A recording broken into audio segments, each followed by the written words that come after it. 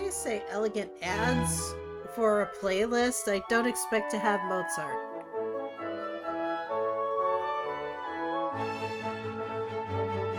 Maybe it's just me.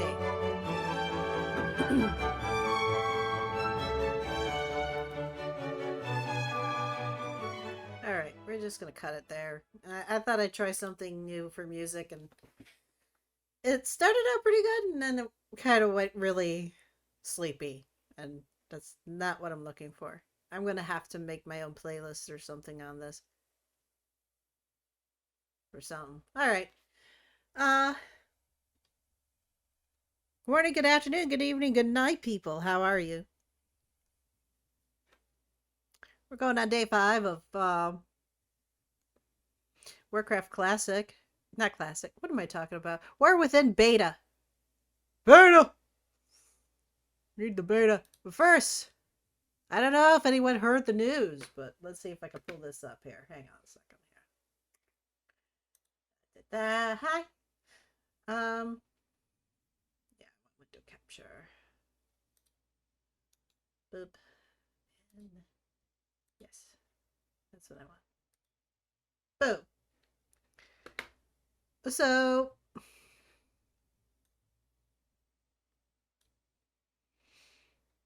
Warcraft General Manager John Haidt leaves Blizzard after 12 years. Another one bites the dust.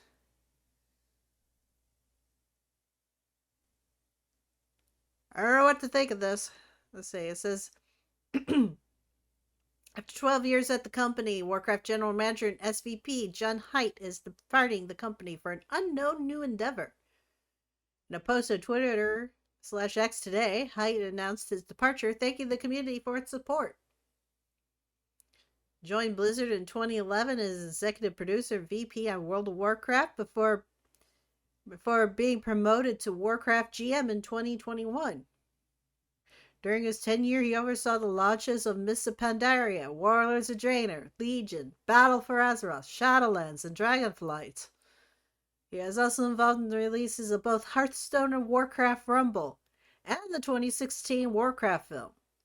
Prior to his time at Blizzard, Haidt held leadership roles at EA, Atari, and Sony, working on God of War 3. The reporter, chatted with Haidt about the Warcraft's franchise just a few months ago at the Game Developers Conference. There, Haidt expressed hesitation at the idea of Blizzard going all in on the film business in the way that other game studios were, and confident that World of Warcraft specifically would continue to evolve for another 20 years, quote unquote, as long as it was able to keep adapting. Yeah, that's going to be the question. Because they're going to have to find some other thing to dwell upon. Go away, Garrosh. They're going to have to find out something else to concentrate on if, Azeroth hatches.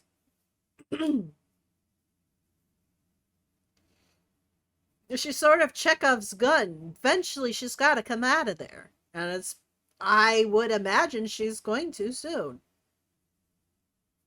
But if she gets too corrupted, as you can see from here, you can see the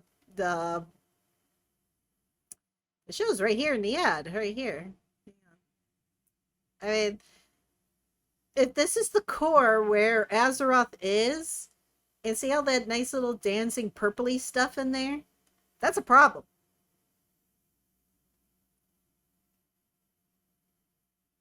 The world won't die once she comes out.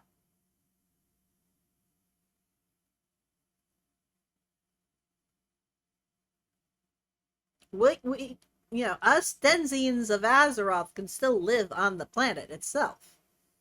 That's not a problem. If the only problem is how she's going to turn out.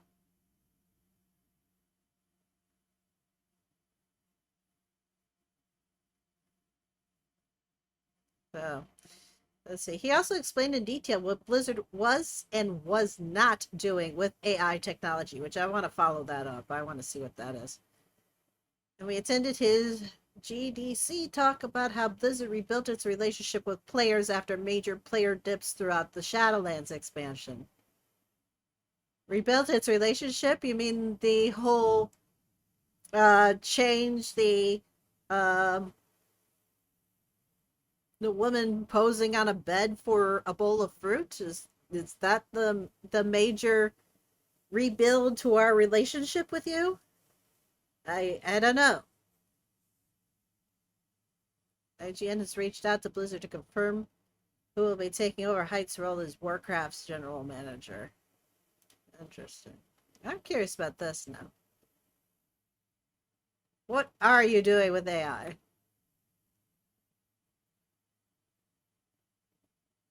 Are you sure?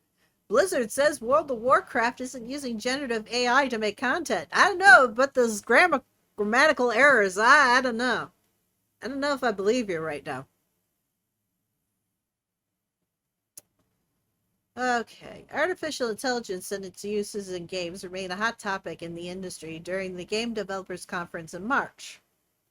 While some studios were touting AI-generated NPCs or AI-driven level creation, Warcraft franchise director John Haidt was a bit more conservative. Spoke with Haidt following this GDC talk on the last 30 years of Warcraft, and he's the one who brought it up. We asked him what he thought the most exciting thing going on in the industry outside of Blizzard was right now, and AI was his answer. But specifically, the kind of AI game developers have already been using for years, and which is gradually getting better and more effective at freeing up developers for creative work. We have used machine learning to help do things that people either can't do or is very cumbersome to do, he said. The fitting of armor on characters. You see how many different characters we have. Our artists used to have to go through and they'd build it for human form. Then they'd have to go and retrofit all these things for all various body shapes and horns and big snouts and tails and all of that. But it's just not particularly fun work for them.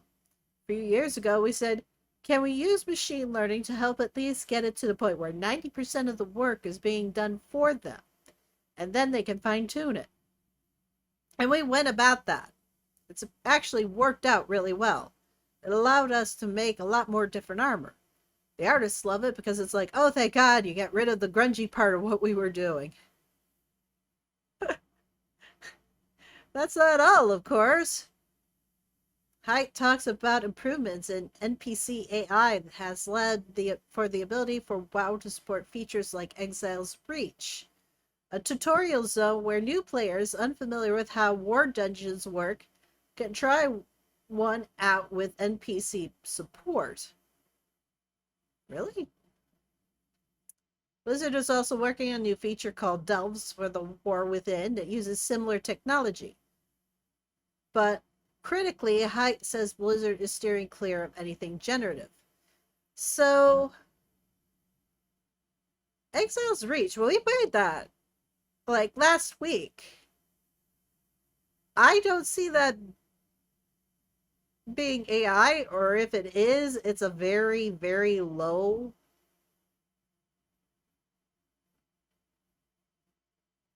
like uh like it's using just very little, but not like much. You know what I mean? Because the way that played was no different than doing some of the other NPCs that I have to encounter. You know, like say you have to do um an escort mission, but which they run on a track, right? This only gives them the ability to like kind of like move in that. What Okay, so the AI that they're actually using on those NPCs, say like they're doing the follower dungeons, say like follower dungeons, okay, is no different than some of the AI we had back in the 80s and 90s. Um, so it's very low key. Um, it doesn't take a lot of like CPU. or energy or any kind of memory to make it run kind of AI. It's very basic. Now, way back when, I used to have this game system for the Texas Instruments 994A. Okay. I'm old. Okay. And there was a certain game that I would play. It was like an asteroids kind of game, but it was a little different. And you had to input your name to it, right? And there were certain things that you could do to counter the computer, which was an AI. Well, what it did was is that whatever name you inputted, it was starting to learn what your tactics were and could actually counter them. So it got to the point where it would just automatically know what you were going to do next and just automatically counter it. You change your name the next time you play it. It doesn't remember that. And it has to relearn your tactics until it gets to the point where your tactics are already known and it's going to counter them real easy. So I tend to think they're using that kind of AI where it's not obtrusive. It's only there to make the NPCs actually move. Now, when we did a delve, we tested one of the delves. That was kind of fun, but it did a lot of refreshes on its own, which was really weird. We've done Power Dungeons. We did Exile's Reach. And it's very it feels like basically what an NPC would be running on a track. So their AI is not that bad.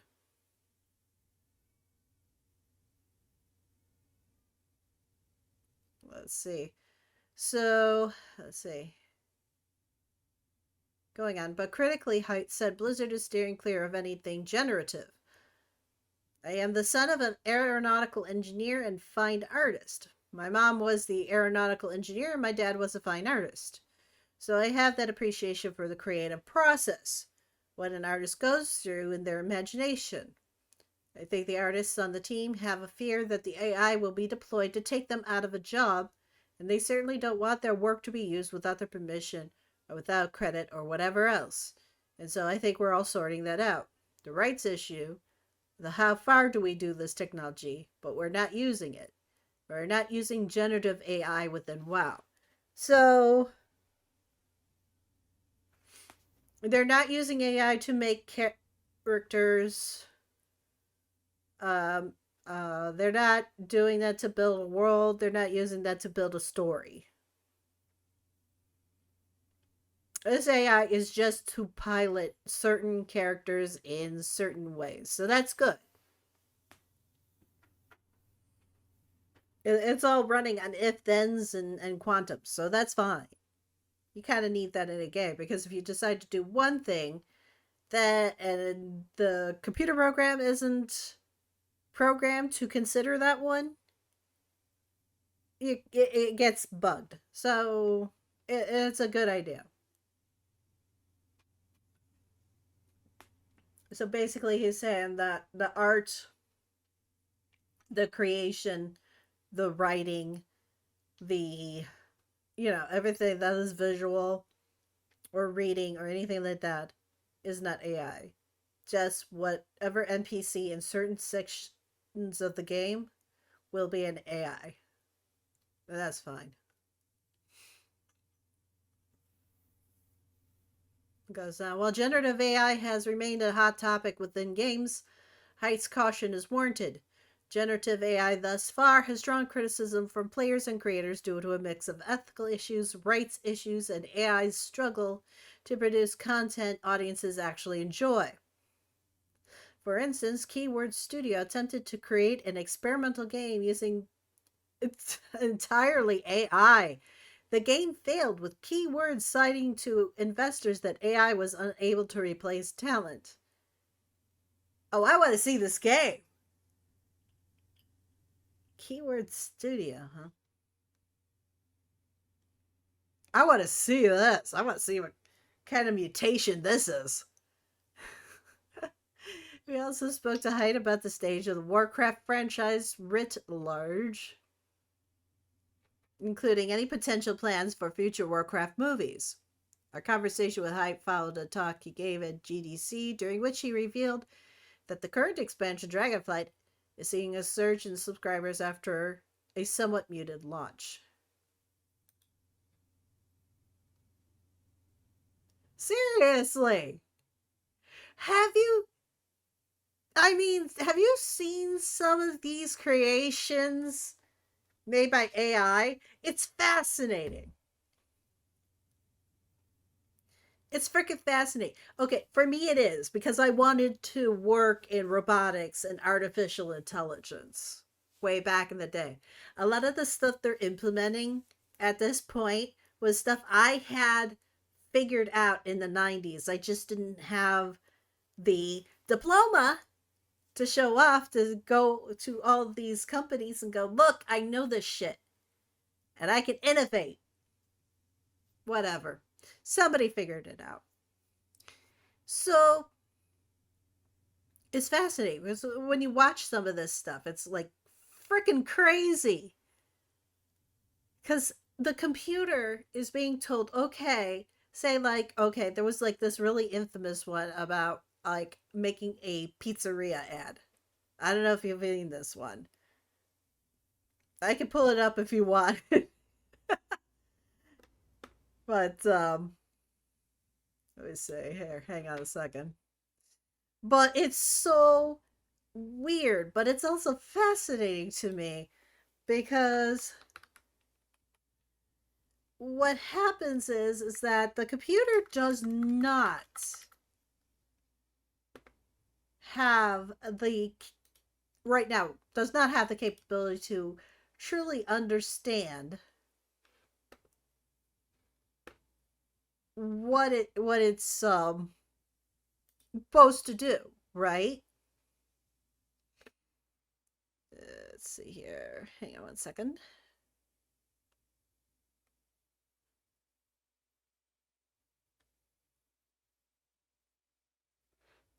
Hang on. Oh, I don't think this one does that. All right, never mind. Let's see. It's commercial. Was that it? Okay, so does anybody have a problem with body horror? Before I play this.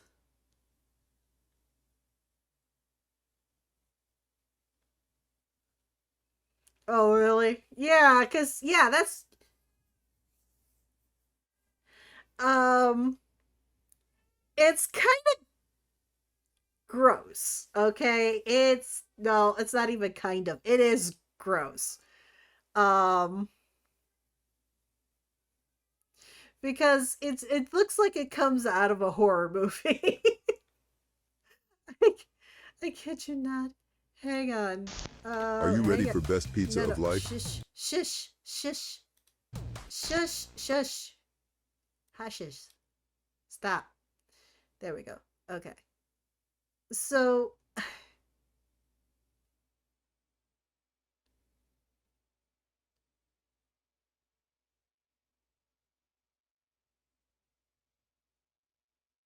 you sure? This is bad. This is really bad. Okay. You asked for it. Okay, this is early AI making a pizza commercial. This is basically somebody saying to the AI, show families eating pizza and enjoying it, right? Now, this is a computer who does not understand how to human. All right? Okay. Are you ready for best pizza of life? Bring friends down to Pepperoni Hug Spot. Our chefs make pizza with heart and special touch. Cheese, pepperoni, vegetable, and more secret things. Secret Need things. delivery? Pizzas come fast. Knock knock, who's there? Pizza magic. Eat Pepperoni Hug Spot pizza. Your tummy say thank you. Your mouth say, Pepperoni Hug Spot. It's like family, but with more cheese. Okay. So, yeah.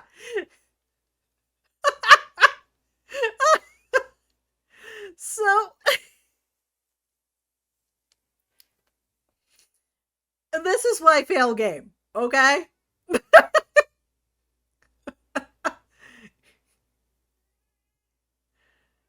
Oh god, and pizza nuggets ad 1993 found footage AI made. Sure. Oh god. This is some of the best shit, man. Class is so boring. I wish I could eat some pizza. They'd never let us eat pizza in school. Did someone say pizza? No way. Are you craving something See, cheesy I and new? was around in the 90s. I don't remember this kind of horror. Pizza nuggets, they're the bomb. Chicken and pizza, all in one. Pizza nuggets, oh yeah. They're the snack that's here to stay. Now that's Pizza breakdancing. nuggets so yummy and fun. Get 'em Ah. hot, everyone. You won't find these nuggets anywhere. Once you start, you won't wanna share. Oh my god, they're Hot sauce becoming and one with the colored chicken nuggets, pizza. man. You'll keep on eating till you turn into a creature. Pizza monsters, oh no, they're taking over the show. Pizza monsters so gooey and gross. Eating pizza nuggets, we can't say no. Pizza monsters we can't resist. They've taken over, we can't persist. Pizza nuggets, the perfect snack. Ah, the next But Five Nights eat at Freddy's. Too many and you'll never come back. He's so cool, he has to wear 2 pairs of shades. Pizza nuggets. You'll never stop. What language is this? I'm sorry, what? See, that's the thing. This is what you end up getting.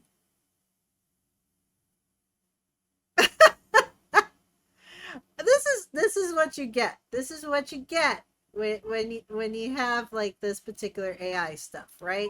Because computer does not know how to human, right? So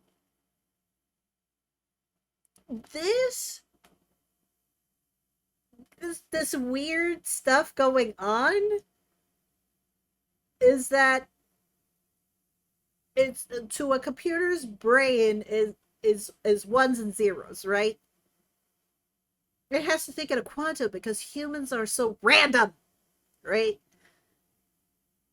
You think everything's in order, but you don't know how somebody's going to actually move or react or look at something or any of that, right? So tell it, okay, show me a family eating pizza, and it comes up with this crazy horror, right? Of what the hell is that? So yeah, this is why a lot of people are like, no, we don't want this stuff in our entertainment, because it's too freaky when we see it, because the computer sees us as freaky. It just doesn't work, right? It's, I have to love the part where they were becoming one with the chicken nuggies. Where you've had so many chicken nuggies, your nose turns into a chicken nuggie, you got chicken nuggies coming out of your cheeks, your lips are chicken nuggies. You just become one with the chicken nuggies. Right. It can't do that because it this is why all these companies are trying to steal all of your photos and your art and stuff because they want to feed that to the computer to have a memory bank of what is supposed to be the right way to human.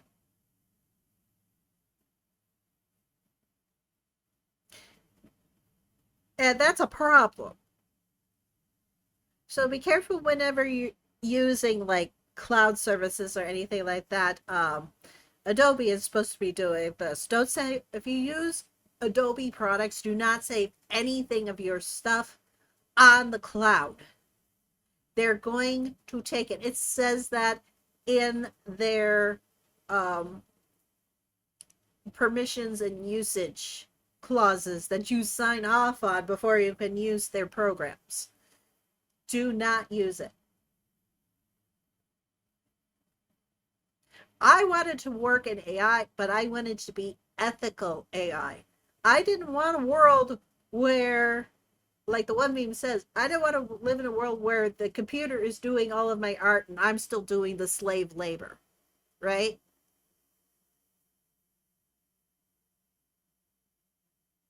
At the same time, I wouldn't make a robot be, my slave.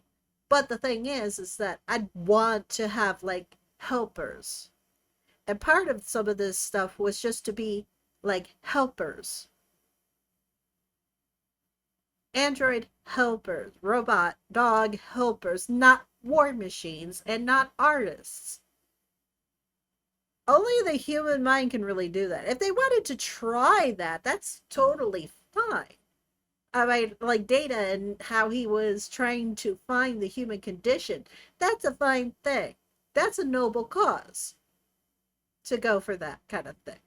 But not to replace what someone else can do.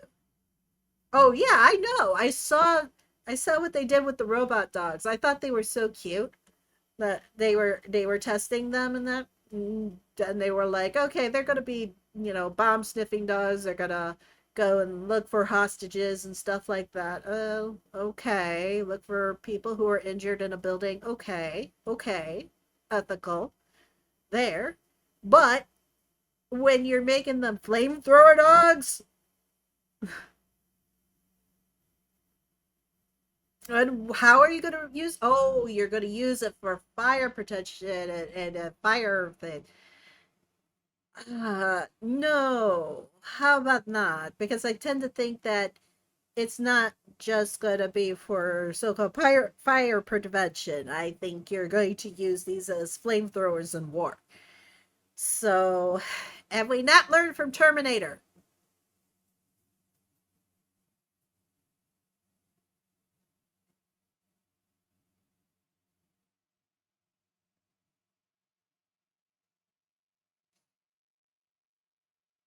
So,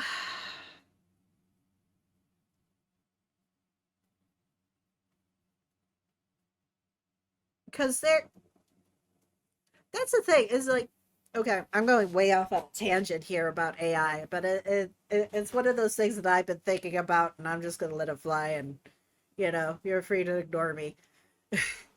Crazy yet lady yelling at the internet. Okay, it's one of those things that I watched Detroit Become Human. I've watched a playthrough of that. And yes, that is a very good possibility of what could happen with AI if they improved Android technology. If they do. If they improve AI. The problem is that I don't see there being androids in the first place because I don't think that a human shell for a computer has enough like RAM and memory and CPU processing and enough energy to make it run functionally on its own. At least not with the tech that we have currently. I don't think it would work. It seems like they need like a warehouse of servers to do something like that at the current rate. So unfortunately, it would right now it would be more like a hive mind kind of thing where they would have to have like antenna and do a Wi-Fi thing to make them work, so they have something to work off of. So I don't think that's going to be it right now. But the whole thing about Detroit becoming human is the whole thing of how we found a new slave class. Us humans found a new way to have slaves and treated them as just machinery when they were getting to the point that they could be self-sufficient and think on their own and do on their own and all that kind of stuff. I don't say us getting to that point yet, but because the tech isn't there yet, but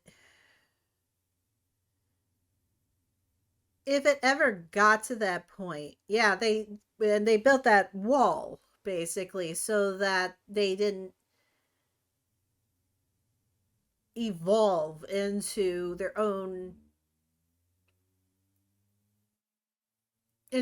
person, right? See, I'd be that one guy who would be like trying to protect them and trying to help them break through that wall so that they could become their own person. That's kind of me. I'd be that engineer. But I'd also be teaching them about ethics and stuff. So, um I don't know. It just reminds me of like what I was watching like with Alien Nation one time, because, aliens come to Earth and what do? We treat them like crap. We let them be third class citizens. Yeah. Well, that was one of the things in Detroit was that, some of them rose up to fight their oppressors, right? Uh I think it's just one of those things that sci-fi likes to write a story where it's like it's a cautionary tale, right? Whether it be aliens or AI or anything like that, do not disenfranchise people to the point where they will seek a way to rise up. Um, Treat everybody kindly and equally, and don't make a class of people subservient to another. Sci-fi has always been a lot about that.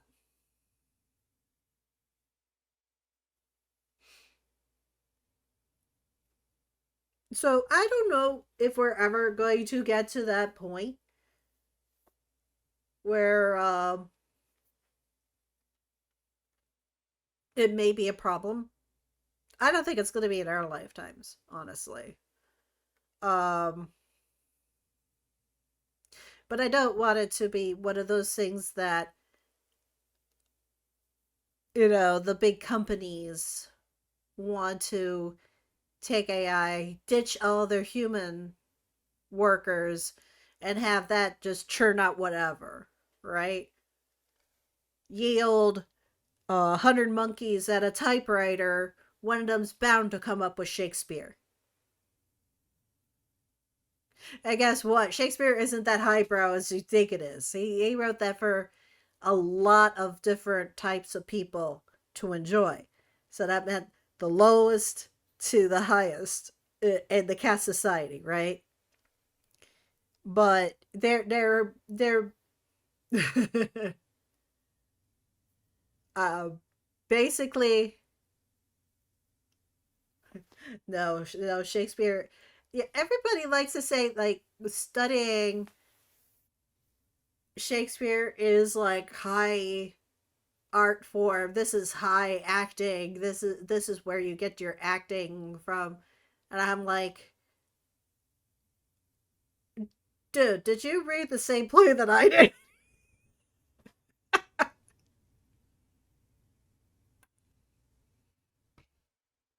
I'm like, there's nothing noble about this shit at all.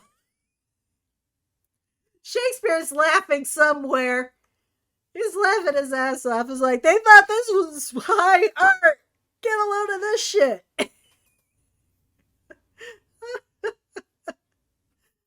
Oh my god. But yeah, basically, big companies are planning to put a bunch of AI banks in there and give it a word salad. And I went an adventure that does this. We're not mentioning any names, right, Hasbro? Calling you out, assholes. So, and hoping that one of them will churn out something that was good. I mean, I watched this, I read this one meme because I'm a legal secretary. I thought it was hilarious about, sh- uh, someone showed AI like 100 different lawyer ads and told it to come up with a lawyer ad. Oh my god, it was hilarious. It was so damn stupid. It was funny. But that's what they're hoping to do, and that's what Blizz is saying right now. Hopefully, with Chris in the driver's seat, he's not going to allow that to happen because Height is not there anymore. Because he was one who did not want that. I haven't heard anything about Microsoft wanting to use that. I've heard a certain gaming company, tabletop role playing company, wanted to do that and charge money for it. But I don't think. I mean, they're getting loads of flack for turning D&D into an AI generated crap fest. Uh so I'm hoping that nobody else decides to do that too. Yeah. Yeah. You know, you know how much I love Hasbro. I'm gonna have Pinkertons at my door any day now.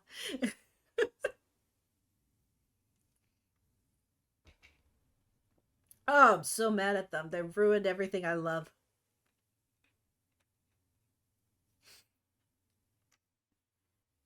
Everything I love.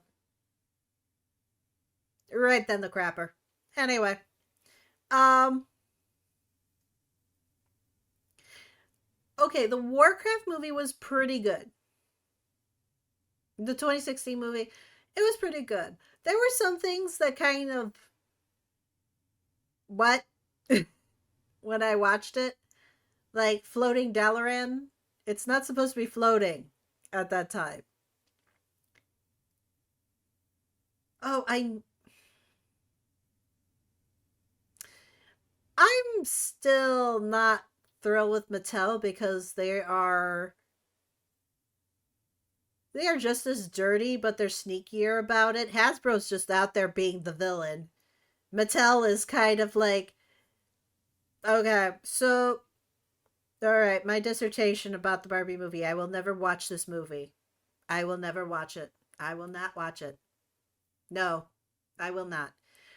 Thing is,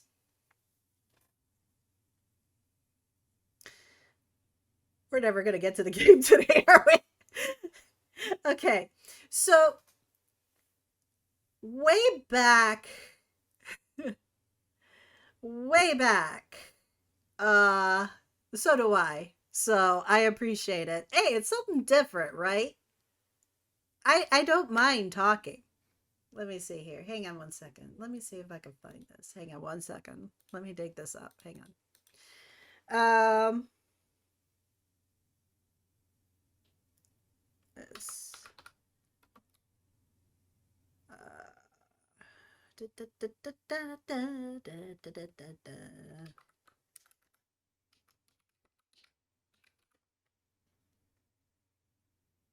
Let's see.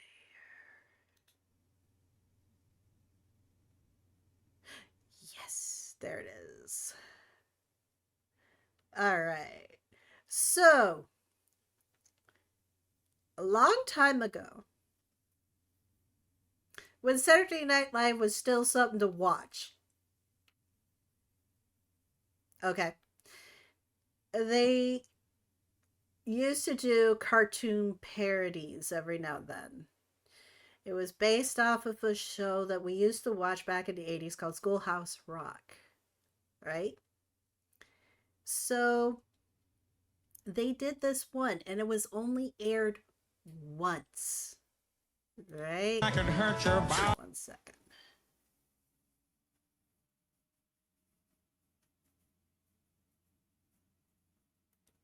Go here. Up. So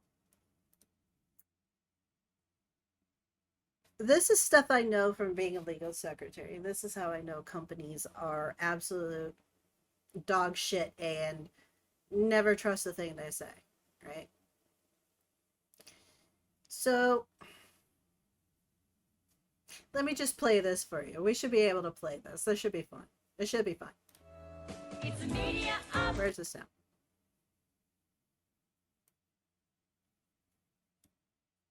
Oh, did my my headphones turned off. That's there we go. That's why there's no sound. My headphones turned off. They turned off. They turned off after a couple minutes if there's no sound playing. Everything they said in this cartoon is true. Okay.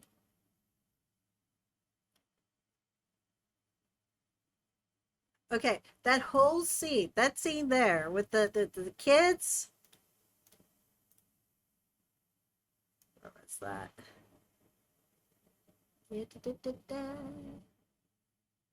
This is a true story. This is a true story. I was very young when this happened, but this is a true story. This happened 45 minutes away from where I lived as a child. Because I lived on the Great Lakes. And yeah, well, Love Canal was one of those that really blew the top off of what all these companies were doing. Now, it wasn't GE, wasn't Westinghouse. It was a company called Hooker Chemical. And if we hadn't had the blizzard of 77 that super uncovered all of the toxic canisters of waste to pop up out of the ground, they would have never known. They would just mysteriously, kids were getting sick, getting like cancer, getting leukemia. It was terrible. Kids were playing in different areas and coming home with chemical burns. It took a bunch of mothers to actually fight the government and the company for reparations on this and to be moved.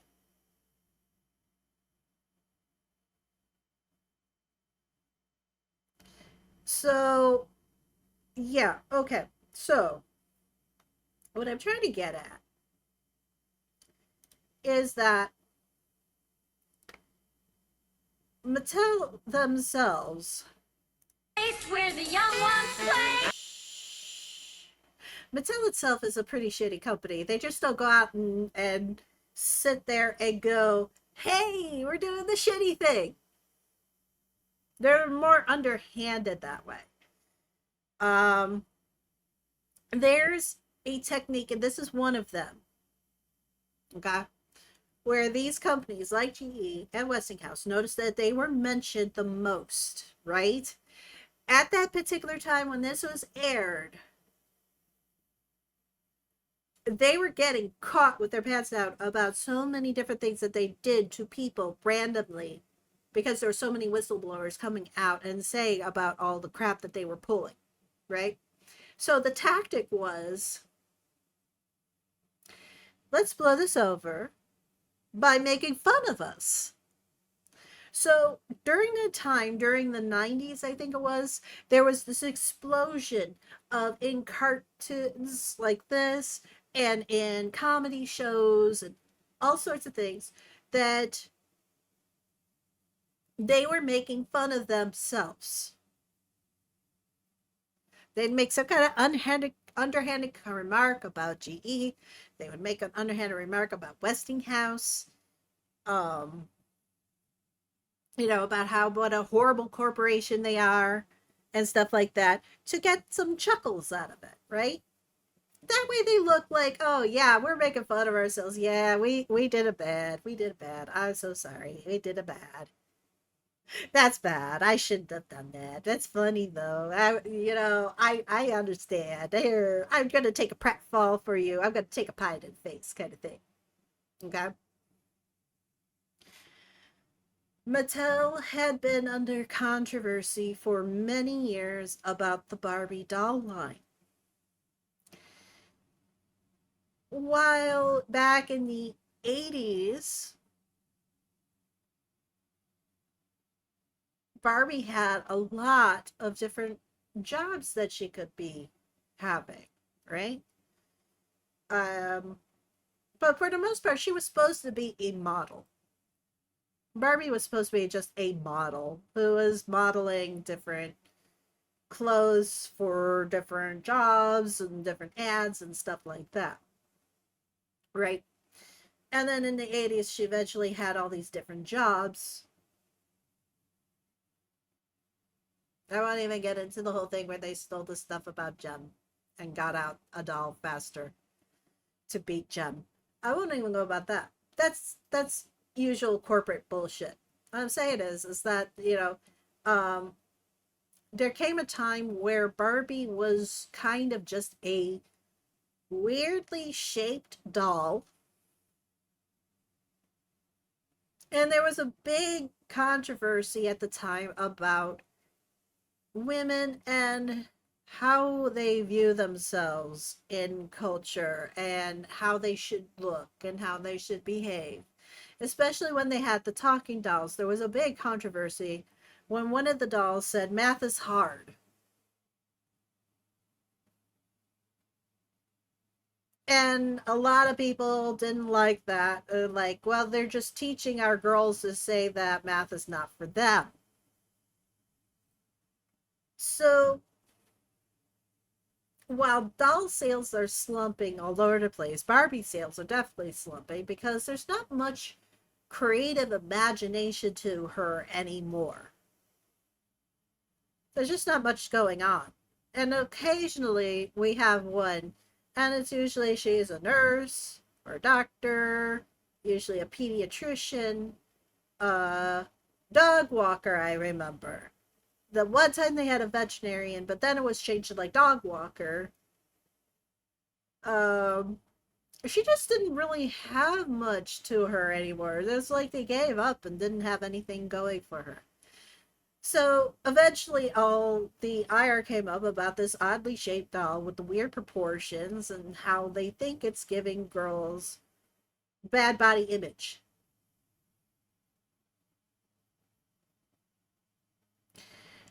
When they had announced that they were going to make a live action Gem movie, that's when Barbie and Mattel says, oh, we're going to make our own live action Barbie movie. And it was eventually junked once the Gem movie tanked because it was a good movie if it hadn't been labeled Gem and the Holograms, okay? Got a whole dissertation on that. Then they kind of scrapped doing a Barbie movie. Well, now that they have slumping sales, there's nothing much going for Barbie. How do we kick it out of gear? Let's dust off the idea of having a Barbie movie again. Let's have some fun. Let's make fun of this. let's make fun of Ken dolls because they're so odd as a guy, you know, because he's very metrosexual. I'm gonna throw that word out from the 90s, metrosexual, right?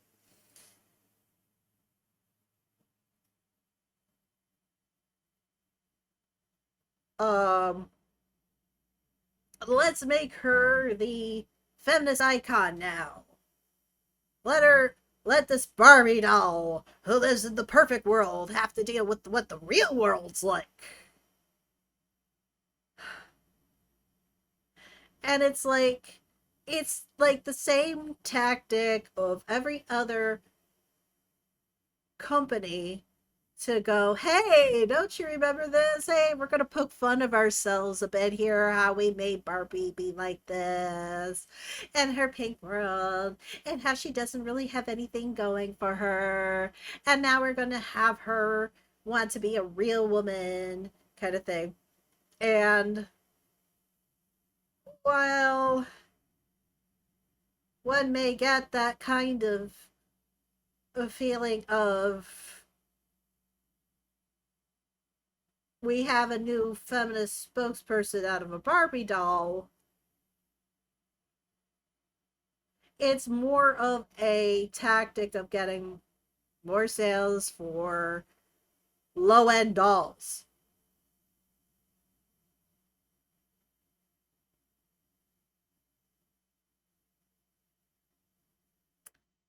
Uh, so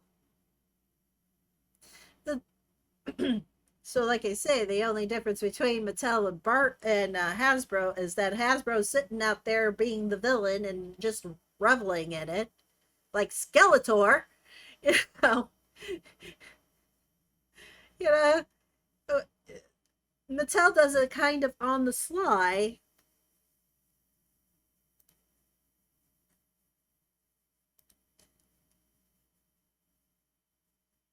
and oh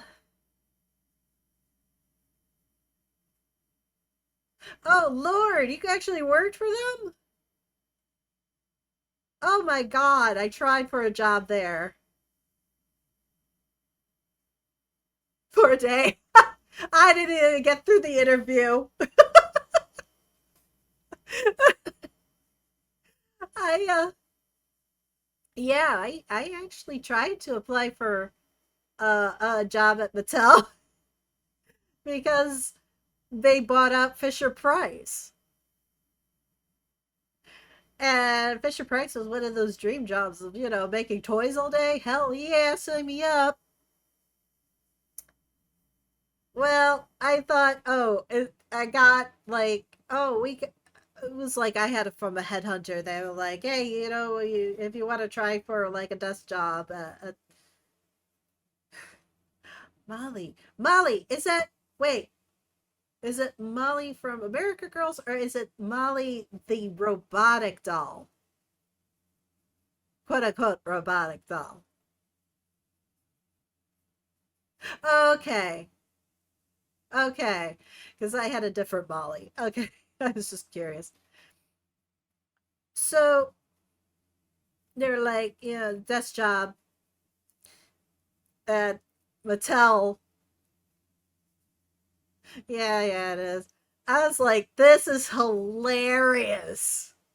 I gotta go and try for this, right? Right? Right? So I go in. Oh Lord, the rows of Barbie dolls they had on display in there. I was just like, ew. Right? So I get in the interview. It's sort of like a mini boardroom kind of thing, lit up all over the place. I'm like, who are we trying to impress, right? So I'm talking to the suit, right? Yeah, they had so many prototypes up. It was crazy.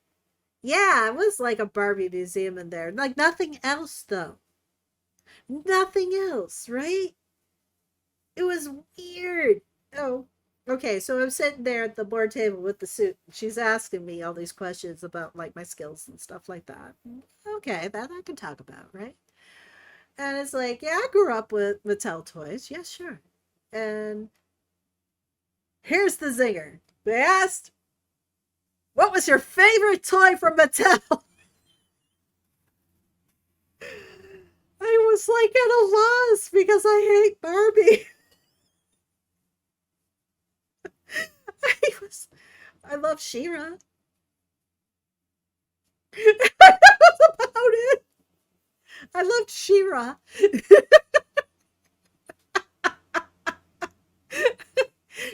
I was like, I didn't get that job. I did not get that job. And I was right. I didn't. I went in full well knowing that I was not going to get that job. So you might have gotten it with that, but I said He-Man and She-Ra, right? Those are my favorites. And they are. For real. I love She-Ra more right now. I'm a little burned out on He-Man. That He-Man that has too many reboots and too many different types of figures and stuff like that. I can't even care too much about He-Man anymore. I just no. But She-Ra I love. She-Ra is my thing. I love She-Ra.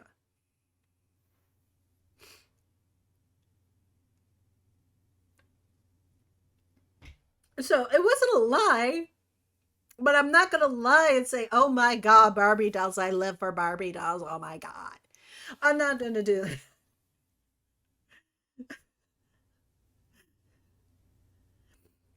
Okay, the only reason, okay, I used to play with Barbie dolls. Barbie dolls were my thing. But I also had other fashion dolls too, right? And there came a time where a lot of the girls' toys at that time were turning into more of the um lacking in imagination, really, kind of toys. So I was looking more towards like the He-Man figures. I was looking at Thundercats. I was looking at Transformers, robots. I love robots. Okay, Transformers, love them. That kind of thing, right? And my mother bemoans the whole fact that I just want boys' toys. Like, but they're cool. Look at this. This is cool. Cat people started my furry thing. What can I say? So exactly. Well, that's another story. That that's another story in and itself. But she was bemoaning the fact that I wanted the boys' toys, and I was like, I really, I really want to play with this stuff instead. And I did, I did get them, but not so much in Transformers. She really didn't want me to have robots for some reason. I don't understand. Robots are robots. I mean, it's a robot. Who cares? It's a robot. I like tech things. My dad raised me on tech. I mean, of course, I'm going to be drawn to robots, right? So out comes Jem, right? And I wasn't really hooked on it at first until a friend of mine was like, I'm surprised you're not watching this. I'm like, why? It's like, just watch it. I'm like, okay. So that was back when they were doing this experiment where they had a couple of different shows at the same time. There was 10 minutes of Gem, there was 10 minutes of robotics, and there was like 10 minutes of Bigfoot and the Muscle Machines, I think. And then eventually they had like 10 minutes of Inhumanoids, things like that. So they stuck this girl cartoon in with a bunch of like what would be considered boys cartoons, right? But the thing is that Gem was not specifically just for girls. It was written by a woman who used to write like Spider-Man. Uh, so she knew how to write, you know, superhero action stuff. And that's what Gem turned into, was like a superhero action type of show, right? And I watched it, and it was like in the middle of the bit arc that was going on that was just like the introduction of the show. I was hooked. Bam. I was like, this is cool. There's a woman disguising herself with holograms. She got my tech. She's disguising herself with holograms to be a rock star that appeals to my artistic side. And she's having these big, huge adventures because, this other band doesn't want her around. They're practically trying to kill her. So she's using her holographic tech to foil them, right? So she is a superhero. This is like your Bishojo stuff, right? This is Maho Bishojo, right? So, yeah, I was hooked. I was hooked. And then I found out there were dolls coming out. I was like, Mom, I want a doll. Oh, she was flipping out. She was flipping out. She's like, oh, that looks so freaky. I'm like, when you wanted me to play with dolls, so here's a doll. There's a doll. I still got them.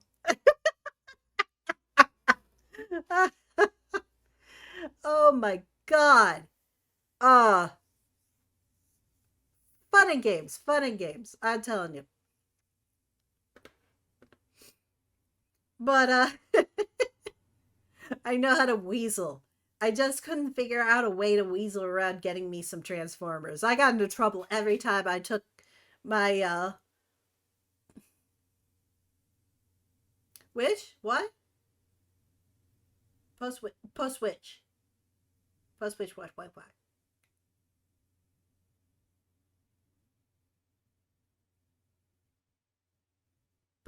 Post what on Discord? Oh, you want the do you want to see the dolls? Oh, I can show you that. I can show you my own collection. Oh shit! I can show you my own collection. Let me see if I got. Let's see. Oh, that I still have. Oh, do I have dolls? I have a lot of dolls. I'm still buying them. Okay, so I have a load of them already minted box. Oh, how cool! I love Nendoroids. They're so cute. Let me see. Hang on.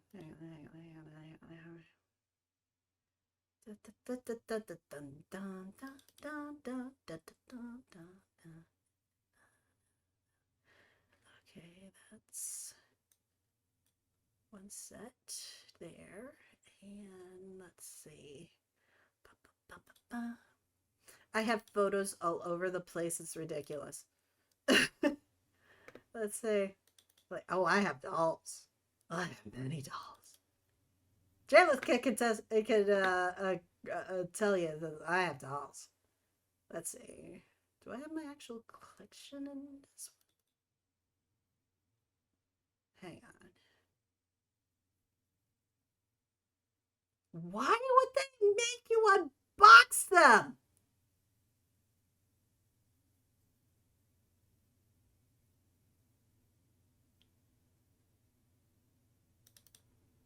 That's ridiculous.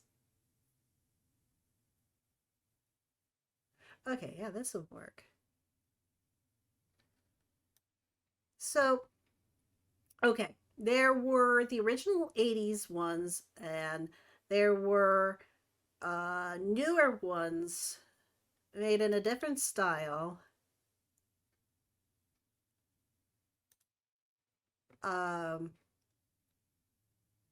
This will work. Let's see here.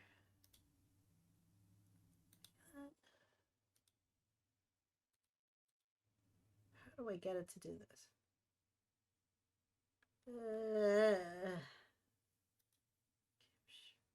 Should work from there.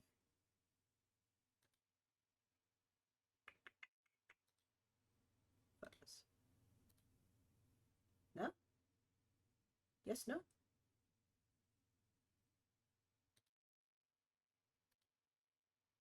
Well, that's just... No, the photos, stupid. Hang on.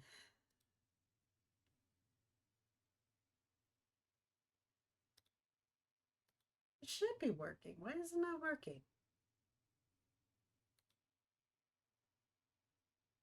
You're gonna have false advertising on my page now.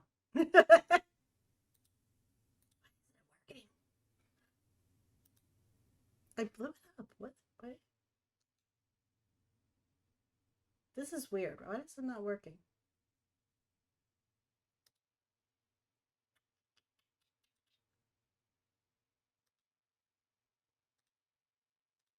Window capture.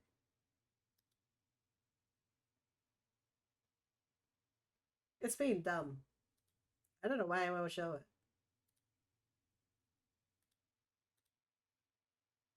Let's see here. Maybe I need a different.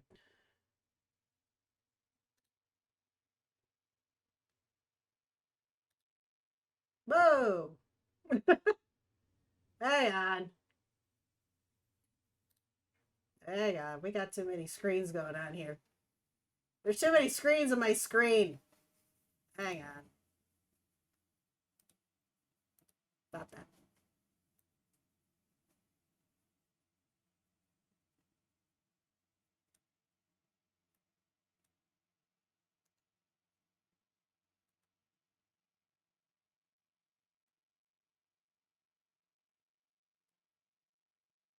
Right there. Oh, that's what. It's on the wrong screen. Okay, that's stupid.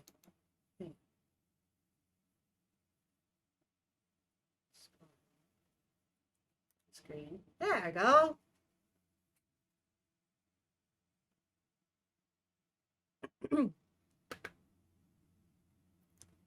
This is once one of my little displays. I've got better ones, but you know, there's a little fuzzy because, you know, they're old photos and stuff like that.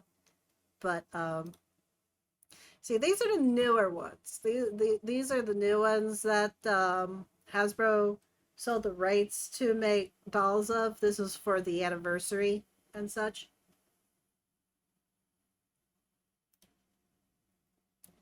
But yeah, that's one. She's well, as minty as I have her. The girls from the bad band, which is the Misfits. Yeah.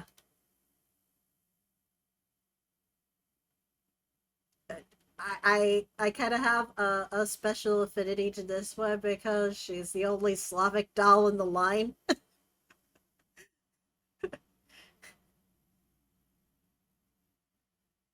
She's Yugoslavian, I'm Polish, whatever. Close enough. Close enough. So, let's see. Yep. This is out of my actual collection. It's actually grown. Can you feel the 80s radiating from this? Do you see where my avatar comes from?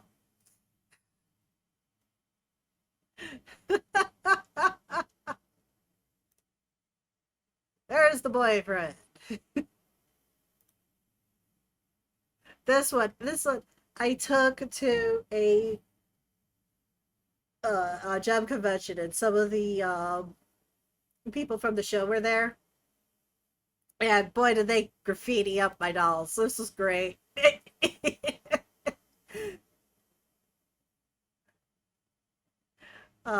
So the one in silver is the lady who sang for Pizzazz from the Misfits. This woman here. Oh, I'm sorry. I'm done. I'm right on top. Let me duck down a bit. This woman here.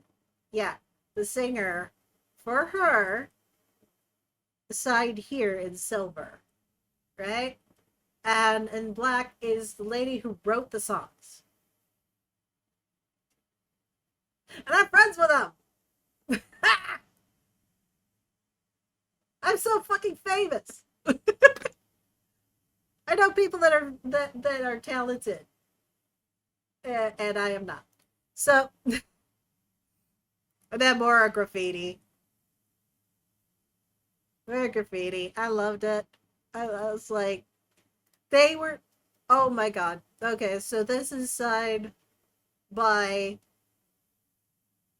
both the singer for Jem and the voice actress for Jem. There were two different people who did this, right?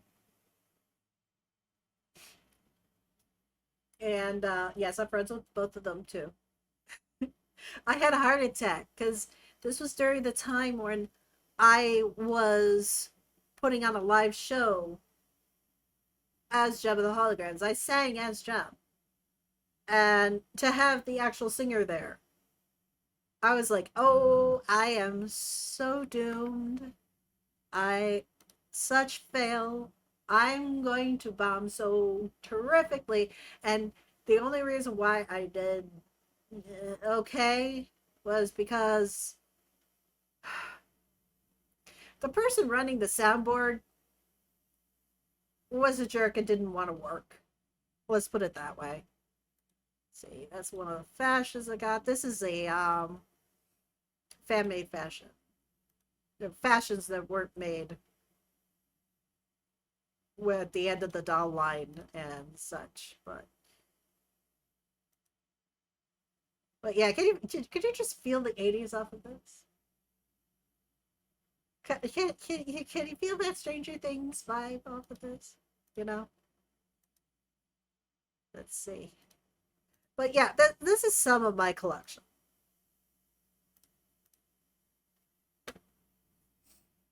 That's some of them. So, and that was my thing. It still kind of is. What am I talking about? It still is. I mean, come on. Come on now. My avatar alone. Come on. So, yeah.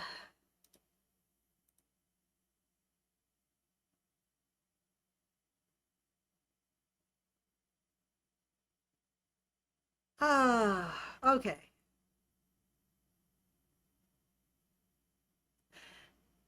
So I'm going to go back to the thing about the movie idea. Of course, that's showing up. Scoot. Um, I love my dolls. I love them so much. I'm still buying them. I find like I go to these toy shows and I go. I look for loose dolls so that I can clean them up and put outfits on them and have them on display. But I'm really learning how to do some like doll maintenance and toy restorations and stuff. I love that. I love doing that stuff. Okay. Boy, I went on a tangent. I loved it. I hope you enjoyed it. I know. I should just do a chat stream, right? I should just sit around and just talk sometime. Maybe I should incorporate that. Go on wild tangents. Old lady tells her stories.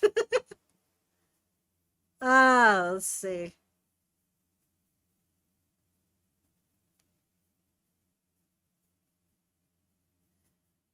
Uh,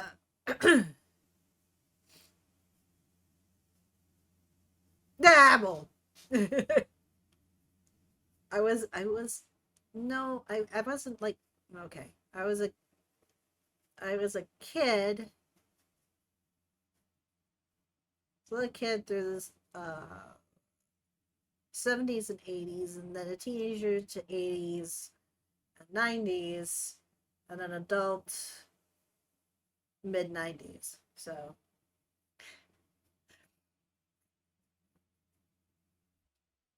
yeah, I'm feeling my age. I don't think I look it, but I feel it. I've seen some shit, man. I have seen some shit. Um, See, the thing is that they don't want to be okay.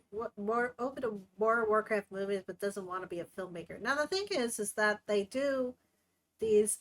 They normally do these amazing cinematics,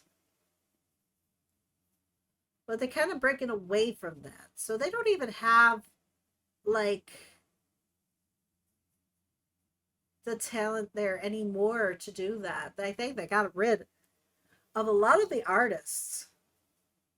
So what I found out is that a lot of those weird cinematics that we end up getting in between storylines is a type of programming where they take the NPCs, like your character and stuff like that, because sometimes you show up in the background, and what you end up doing is you use them in a pre-recorded script with the voiceover and program to move certain ways and the camera to sit in certain ways in each scene, so that it gives the illusion of the really nicely crafted cinematics, but they don't have to go through the whole animation part, because I don't think they have that too much anymore. So there was a time where I was watching it and like, why are their mouth movements do not coincide with what they're saying. It's like they're chewing bubblegum, or it's like one of those badly dubbed over kung fu movies. You know what I mean? The old joke of the mouth is moving rapidly and then the voiceover comes over and they just said, okay. You know? Shit like that. I was like, why do they look so bad? And when I was having one of those momentary glitches, um, where I was having a problem with the refresh rate of my computer screen, I that's where I realized how they were doing it, because there was a lot of clipping, and the camera program was trying to catch up, and where characters were supposed to be standing words in the wrong spots, and there was clipping and things, and it was just kind of janky. So that's why I realized that this is how they're doing their animations right now. And honestly, it would be so cool if they would do a Warcraft movie with their old animation department. But um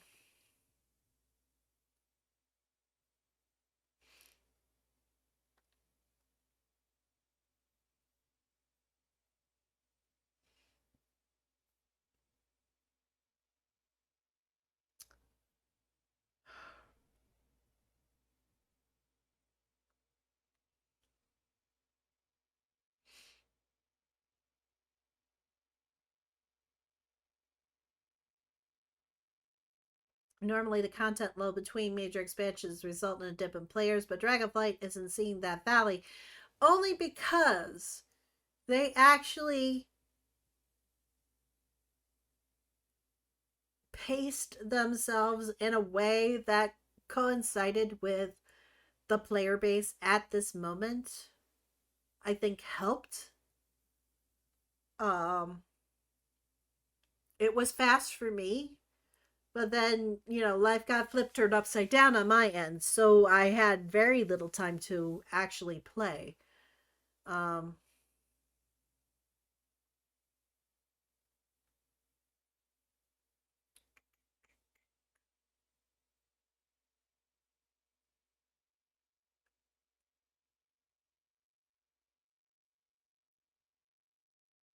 huh, okay. At the time I spoke with Hype, Thunderstorm was a mere days old, and it was tough for him to gauge its success, but he did say Blizzard would consider keeping the mode around if the response is enthusiastic enough. If they like it, that'll inform what we do next, whether it evolves an existing system, whether it becomes part of one or both games, or whether it continues as an event. We like the notion that there are events that are seasonal in a way that comes in just like we do in the seasons of WoW itself. What we're trying to build is a repertoire of fun things for the live team to be able to pull the arrows from the quiver and use them whenever we need to use them. If we get a point where we can see the players want a new event or engagement, we can fire up a plunder storm, or we can fire up some other event. We are planning lots of different kinds of events like that. So that's your remix, too.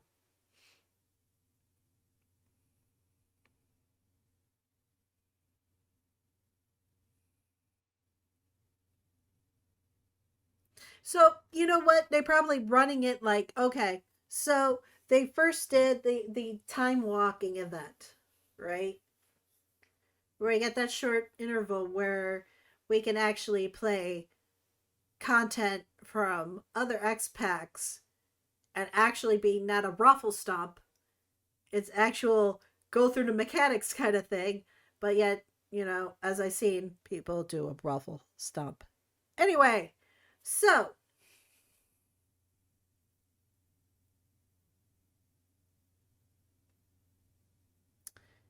um so building up from that, then they came up with these other ideas. And I think it worked. I actually like doing time walking. That's kind of fun. Um Thunderstorm wasn't really my thing. Remix is pretty cool, but they're also cutting a lot of content, which I was hoping to get. But I don't know. That's pretty cool. It's pretty cool, and you can, and you know, anything you've missed, you can get in that. So instead of like the 0.01% chance of a drop. Yeah, that's the other thing. There's a lot of new players coming in, and then there's so many X packs that they never even seen before. So they basically put in these plots into the game, where it's like, and who are you again? And then a NPC has to go and explain who they are and what their history is, and that's kind of jarring in a way. So, oh, for crying out loud. Yeah, I know. The yeah, some things just kind of really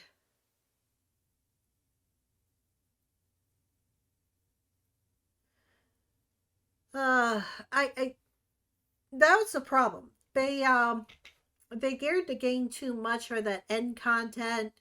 Hurry up, get to be the best of the very best. I want to be the very best. You know, and Mythic Plusity plus one. How many keys you got? How can we rush through that kind of crap? Like they're going to go into esports like competitively. You know, you have to pay to get into those games, guys.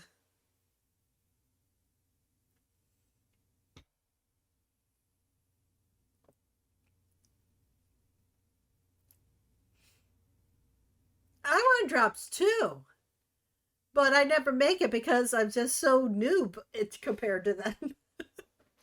I have to I have to pay to get into those so I can get those drops. Like that owl mount, I really would frickin' love, but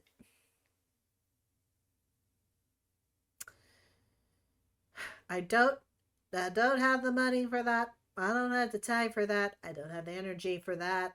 I am not going to kill myself so that I can make it to a mythic in whatever time it is.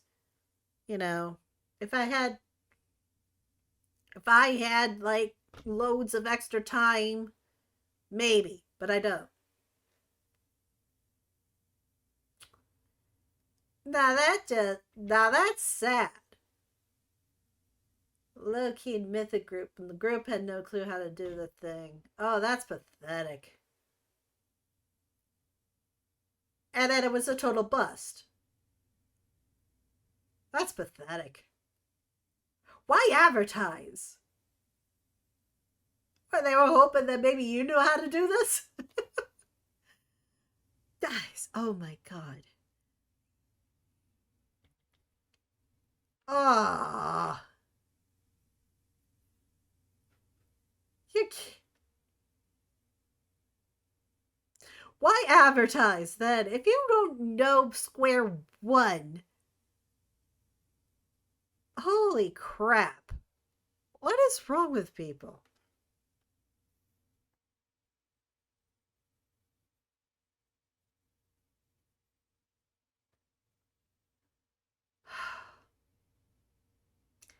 I I wouldn't advertise. You know, if I don't know a lot of this stuff, I'm not going to advertise for, a low key mythic. Everybody join in, and then everybody hold my hand. You know, I'm the one who usually. I do need the hand holding, but I'm not going to advertise it like, hey, I've got a group, let's go. Okay, what are we doing? You know,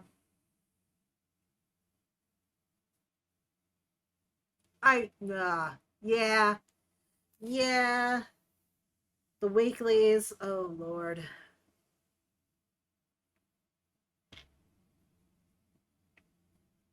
I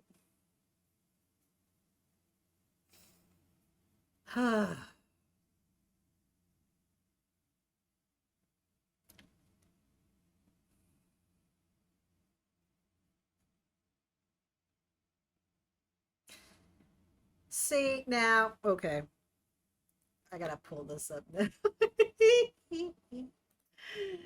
uh,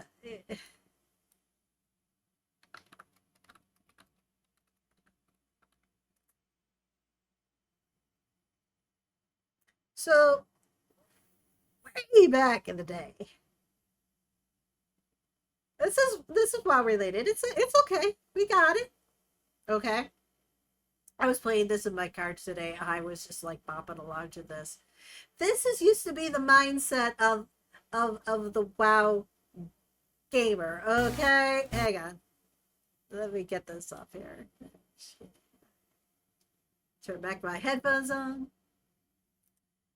Okay, this is the way back in the day, right? We're going back here. Go way back and way back machine. This was the mind of a WoW gamer.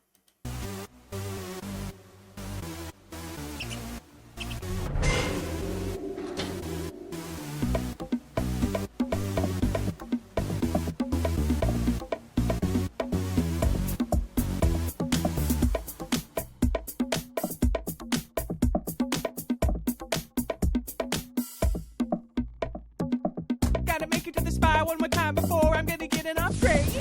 4 a.m. don't matter cause I got nothing better to do. It's time for school. I earned every epic I got by skipping class, stupid ass. Don't be a hater, I'll tell you how to learn to play. You gotta play WoW every day. You got to play WoW. You got to play WoW. You got to play WoW. You got to play every day. You got to play WoW. You got to play WoW. You got to play WoW. You got to play every day. You wanna be a PvP god, sporting rank 14 gear like that warrior's god? Quit your job, who needs 40 grand when you got a shiny weapon that can two-shot rad? Don't lose your brain. I'm tired. I don't care if you got the best gear in the game. Don't you want rewards from Burning Crusade? No, not really. Light of light. You got to play WoW. You got to play WoW. You got to play WoW. You got to play every day. You got to play WoW. You got to play WoW. You got to play WoW. You got to play every day. Gold, gold, swimming in gold. Time to make a twink, it'll never get old. Rolling over clogs by 29 road. Satoring chan on every weapon I own. Aw, hacks! What the f? Crit aim shot from across the zone. Button mashing, lucky bastard! I was on the phone! You got to play WoW. You got to play WoW. You got to play WoW. You've got to play every day. You got to play WoW. You got to play WoW. You got to play WoW. You got to play every day. All right. So that was back in the day the average mindset of a WoW player.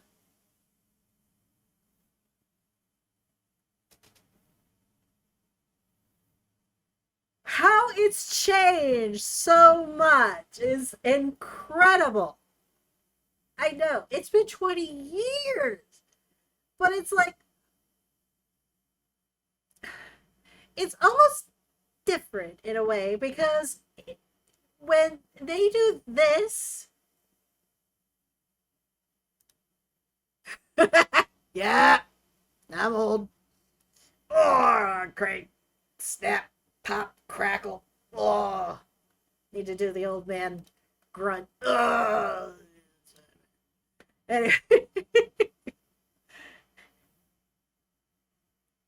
but it's like you had the mindset of do the grind. Let's get that spot. Hey, you know the old joke from South Park when they partnered up with Blizz. Oh my god, that cartoon was hilarious.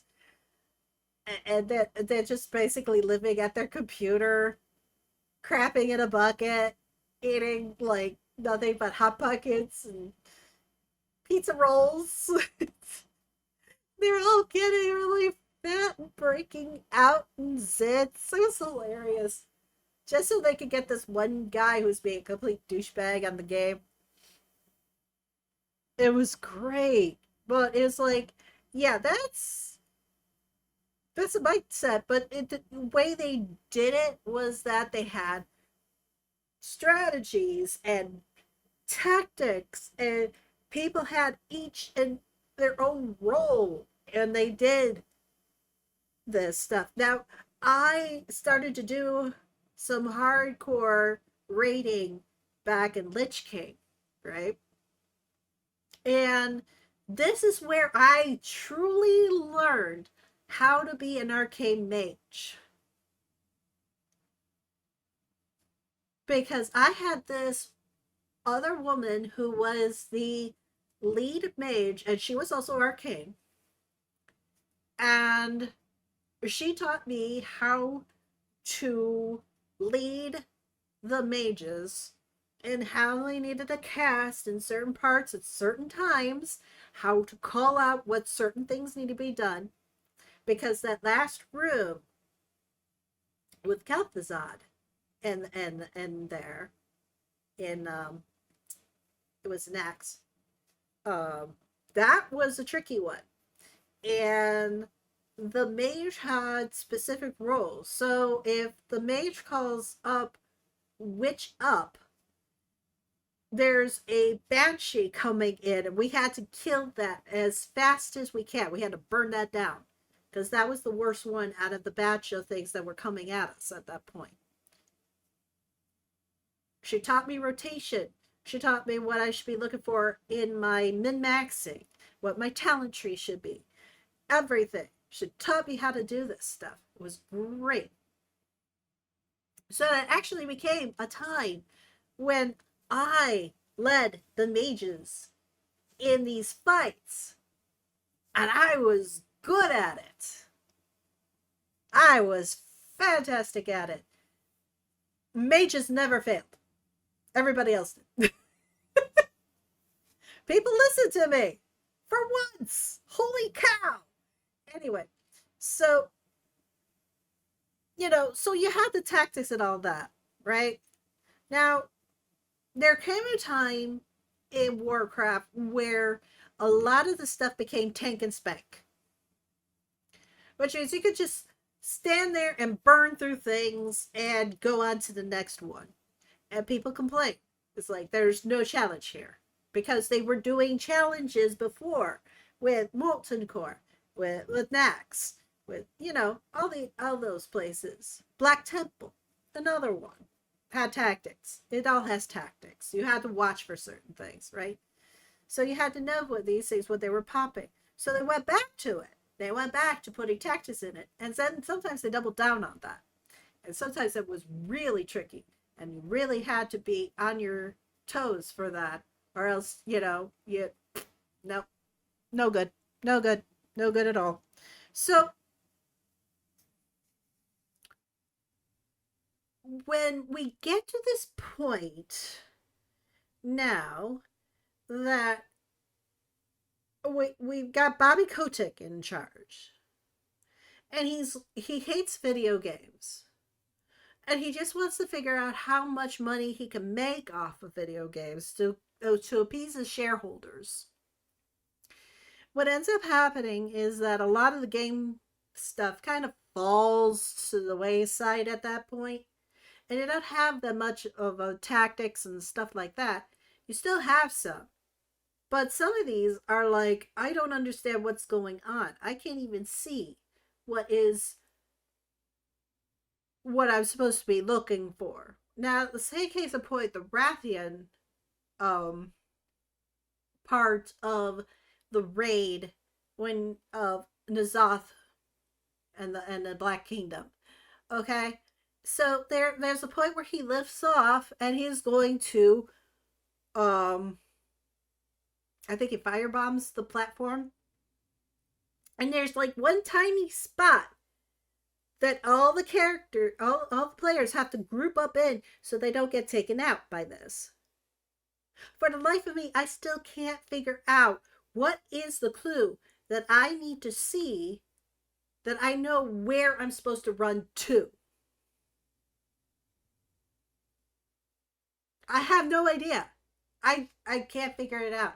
I don't know what I'm supposed to be looking for. Constantly died.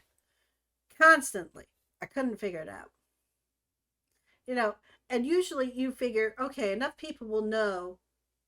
They know how to look at it. So maybe I follow them.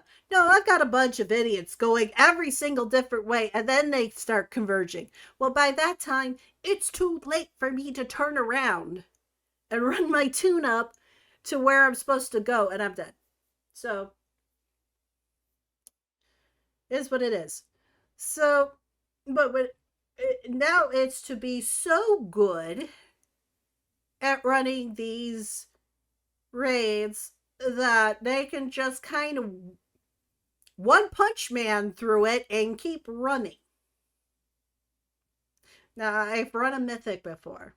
I ran a little mythic with some of my friends. Yep, tunes. What do the kids say nowadays?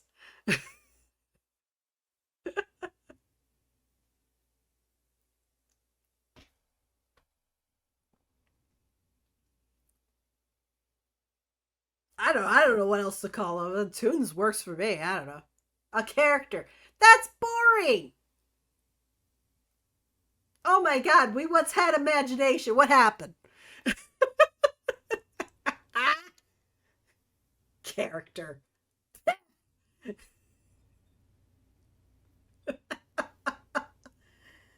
But okay, so it's like, okay, so I did run a mythic once with a bunch of friends. We were just kind of, farting around basically, and we weren't really trying to do anything special, right?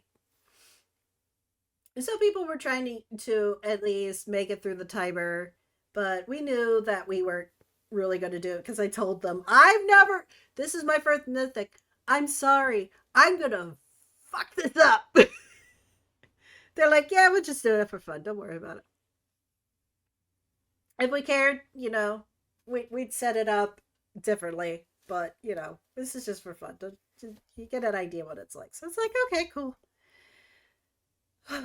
So, I know there's a timer. You have to make it by a certain timer.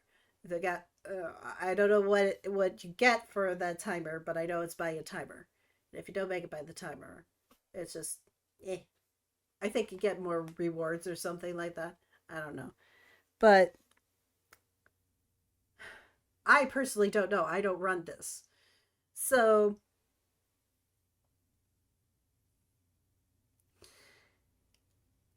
I don't know. I just, it feels too much. Hurry up. One Punch Man. Go through it.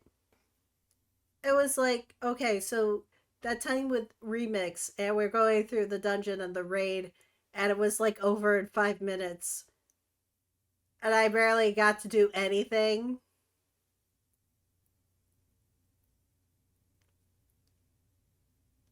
I was like, what just happened?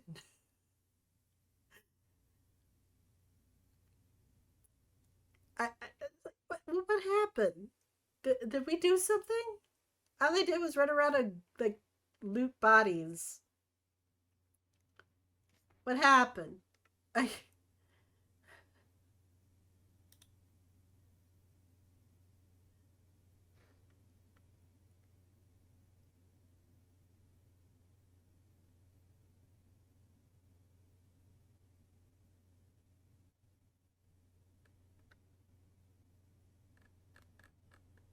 hmm. The guy who made that song, he was on Twitch. No, not Twitch. I'm sorry. He was on Facebook, but his last post that I see is from 2022.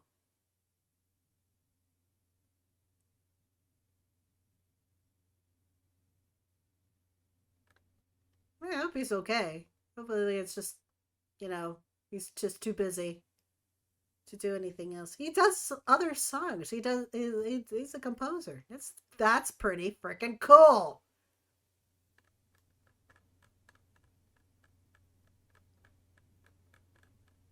Yeah, I hope the guy's okay.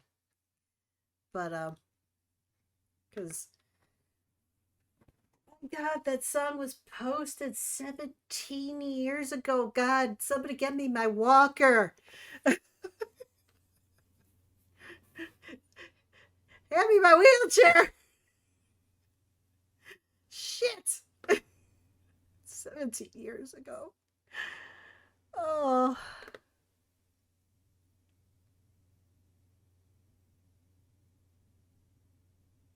My God.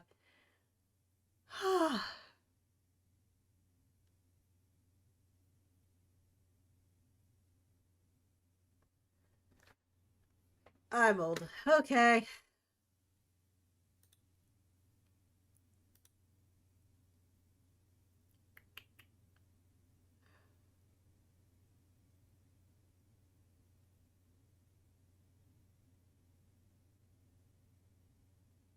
So the only thing to take away from this particular article here is they say, every interview I do with World of Warcraft executives, I ask them the 20-year-old MMORPG can still serve as the beating heart of a franchise in the long term. Height, like all the other executives I've spoken to before, says yes, he hopes World of Warcraft will evolve for another 20 years, but to do so, he adds, it needs to adapt.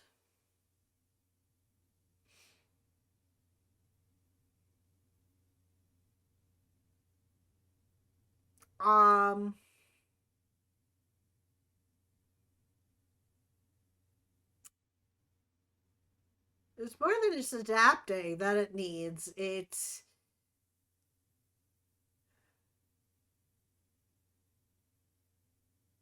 really needs like better connection to all the other story that was there. I mean,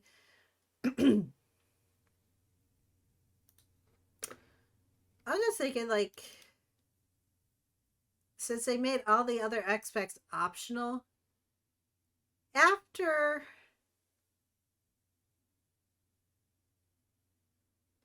whatever happens with Azeroth herself, yeah, then the X-Packs can be optional. And doing the remix is kind of a nice way of doing it. But,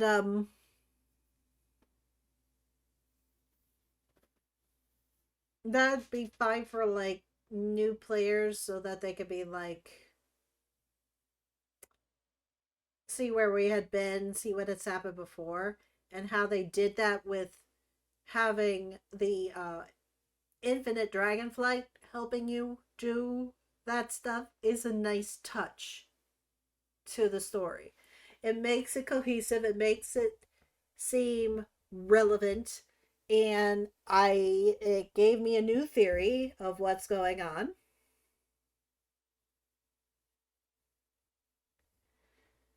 Yeah, but it's the first time for them doing it, so I'll cut them a bit of a slack for that because it's their first time trying to do this. So, you know, it's going to take some fine tuning to get it just right, really. But that I honestly think a lot of it they need to they really need to get rid of the whole here's a piece of gear. Now get this particular material so you can buy your upgrade to it. They need to get rid of that. Honestly, I hate that. I hate that system. I haven't heard anybody enjoy that system. I honestly haven't.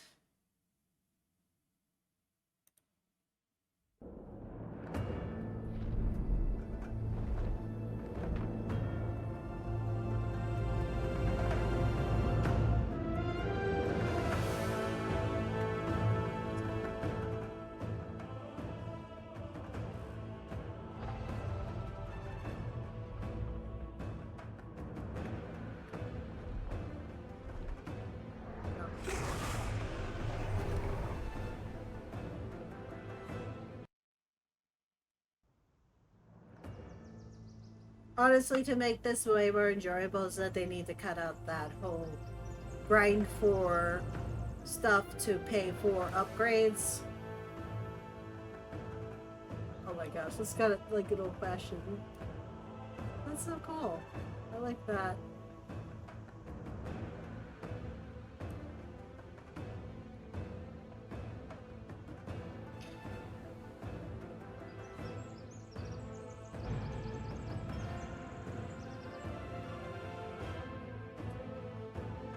So the game theory that I have, game theory. Shut up, Matt Pat. Anyway, um, my theory is that one of my things is that about the infinite dragonfly is that sorry, I'm flipping through things, and it's making my computer look really stupid. For some reason, like my VTuber thing just kind of freezes and she doesn't move too well, so I have no idea what's causing that. Probably the beta. Archmage test strips. Nice.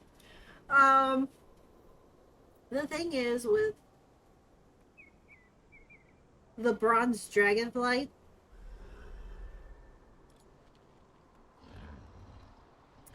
is that the Titans just gave the dragons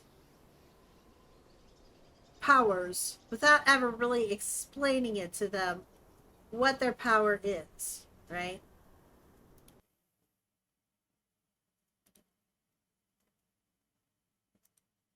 That's a problem. The other problem is that time can go any which way. There's no particular way to be able to know what is the correct timeline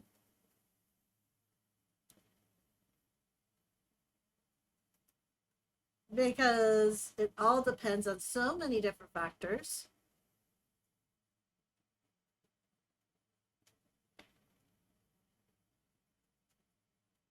That how can you tell what is the true timeline?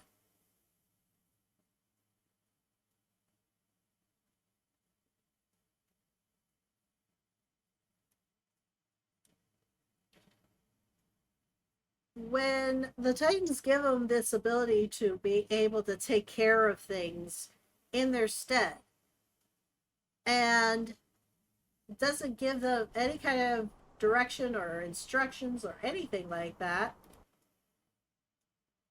to be able to do that, how are they supposed to know?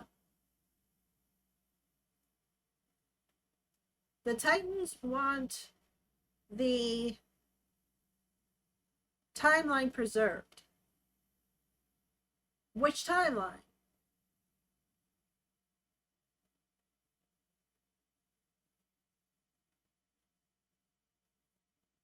See, there's so many things that are such a variable that, especially with time itself, that there's no particular way that Nostormo could try to help with this.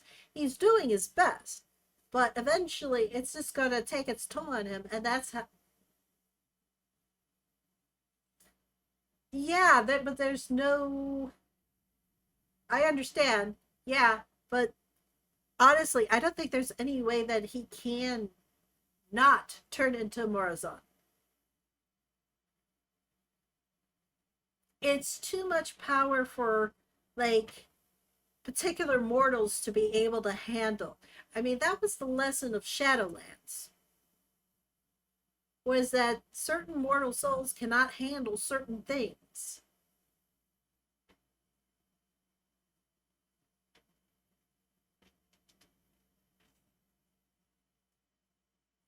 They just didn't.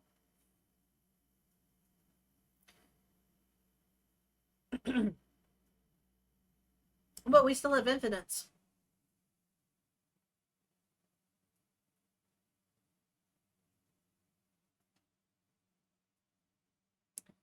See, the thing is that somewhere in some timeline, there are infinite timeline dragons. You know, the infinite dragonflight.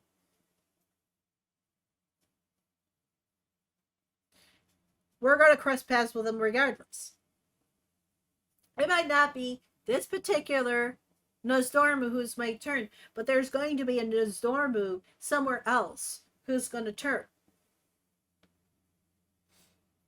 Now, I think what the Titans wanted for their prime timeline is something that is favorable to them.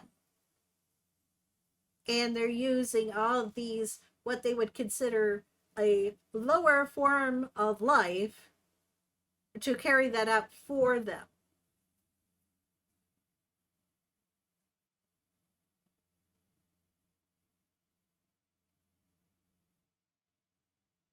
Well, yeah, they kind of like foreshadowed something like that to actually happen.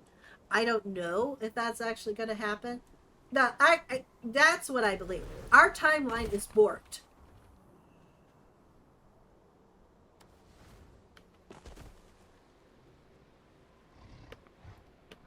That's actually what I'm going with.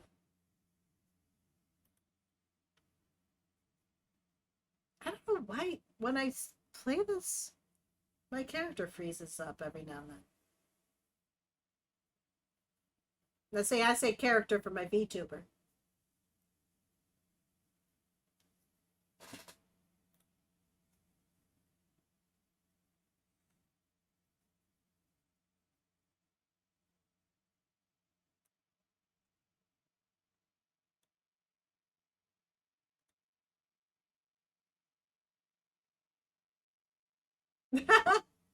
Oh, good old Chromie. She's good. She's good like that. But yeah. Sorry if my VTuber stutters. This is something new. I tend to think something happened.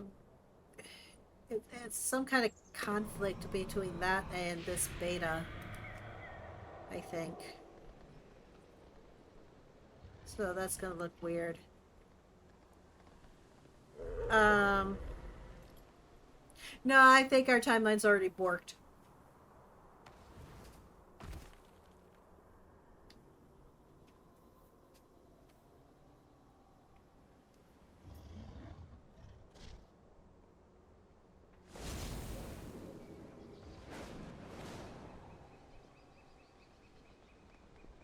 And it was the bronzes that did it.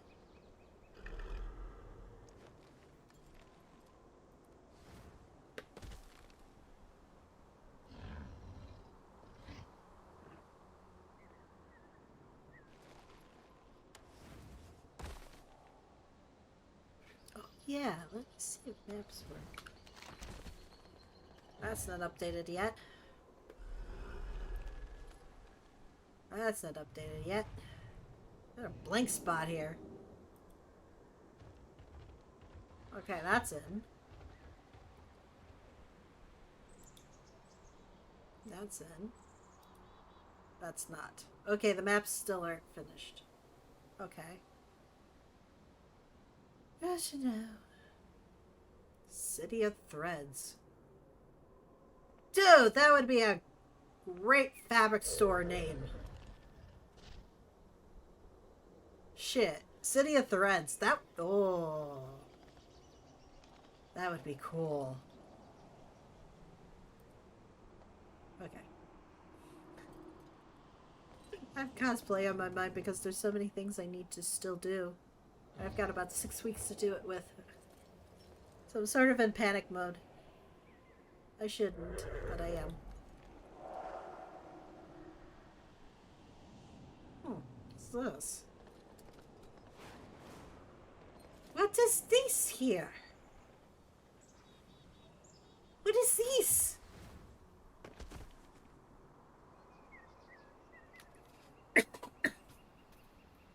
What is this here? Inquiring minds want to know.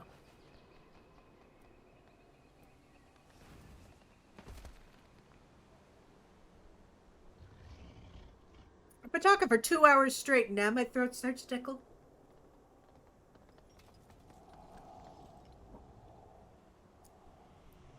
What is wrong? Excuse me.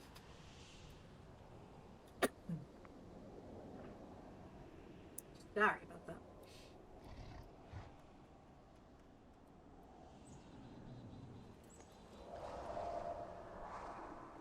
that. Maybe it's like a...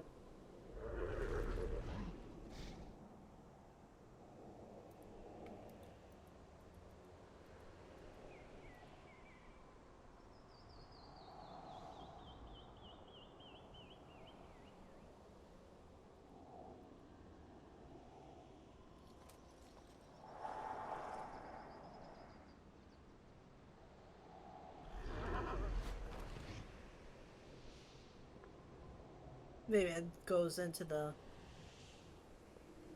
raid. Maybe that's the raid that's showing over there.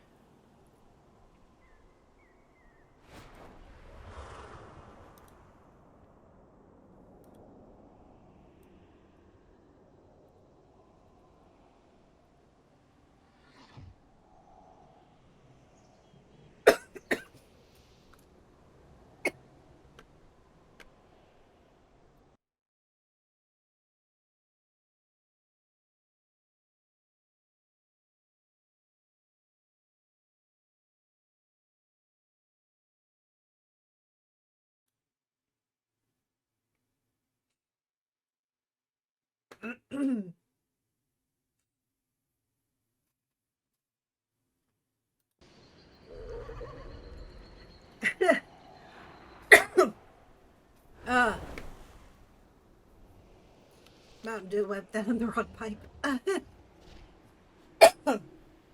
You see, they talk about this Harbinger.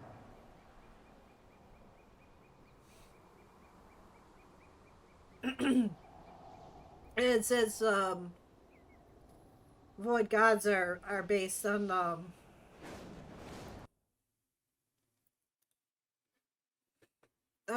excuse me a moment.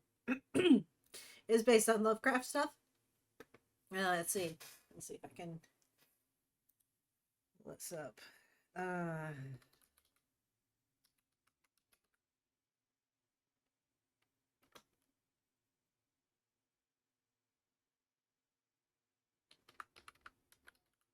see if I can pull this up.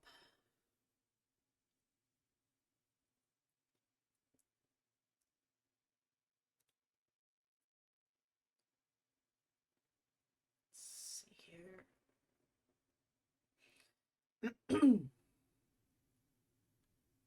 So this I thought was really interesting. Let me just take a side. Let me show you this. Okay.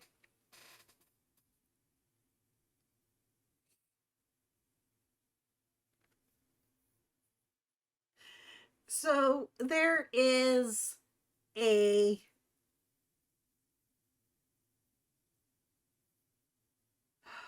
what are they? Whatever kind of gods these are, right? That's funny. I love Wikipedia. Um, so out of the Lovecraft gods kind of things here, there's this one called Azathoth, right?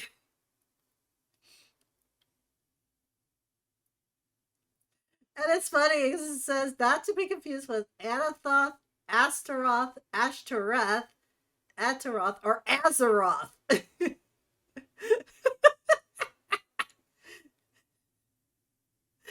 But I like the name is too close, right? Supreme deity of the Cthulhu mythos, ruler of the outer gods. So I just happened to pod this thing, right? And I was like, wait a minute.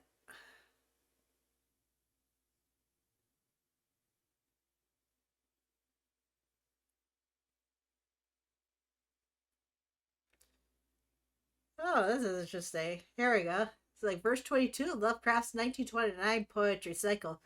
Fungi from Yuggoth is entitled Azathoth and consists of the following. Out in the mindless void, the daemon bore me, past the bright clusters of dimension space, till neither time nor matter stretched before me, but only chaos without form or place. Here the vast Lord of all, in darkness muttered things he had dreamed but could not understand, while near him shaped bat things flopped and fluttered in idiot vortices that ray streams fanned. They danced insanely to the high, thin whining of a cracked flute clutched in a monstrous paw, whence flowed the aimless waves whose chance combining gives each frail cosmos its eternal law. I am his messenger, the demon said, as in contempt he struck his master's head.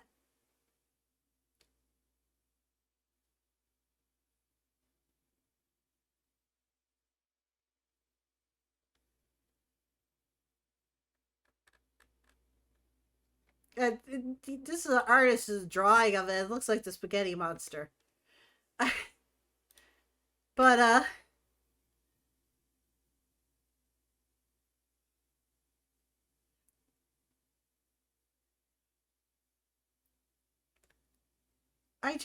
I'm wondering.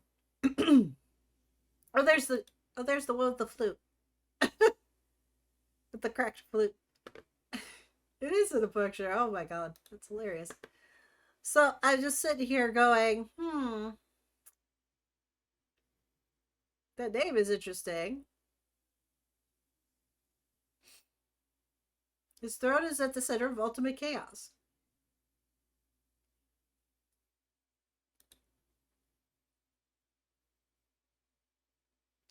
Holy cow!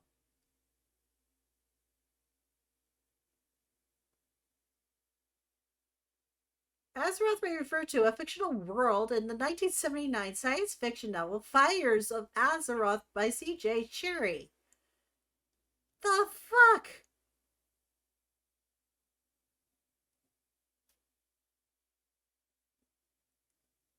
I used to read those books. I like the Bankazin Wars.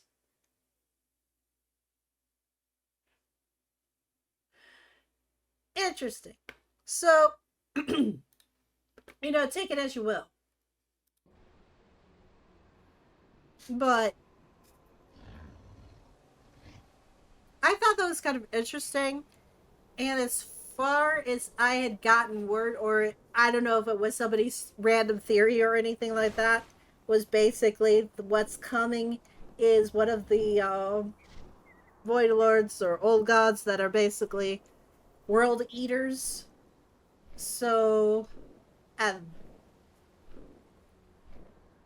as a result of calling, I don't know. I tend to think we're underestimating her, honestly. I mean, I think she could have been knocked down a number of pegs, or she lost power, and now she's trying to get it back. I mean, we're saying she at this point because she took a she body. But, you know, still a Void Lord. You know what I mean? So, for all intents and purposes, she.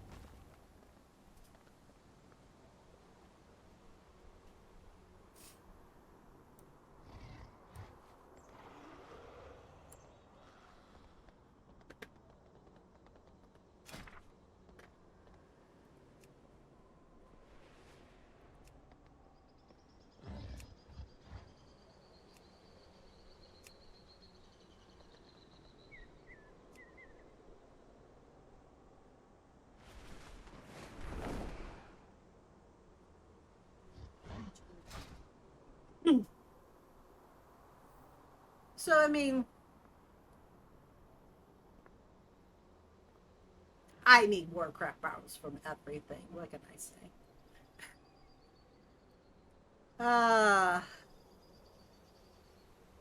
Alright. Spent like a little over an hour just babbling here. That was fun. It is my oath-sworn duty to protect the Coreway.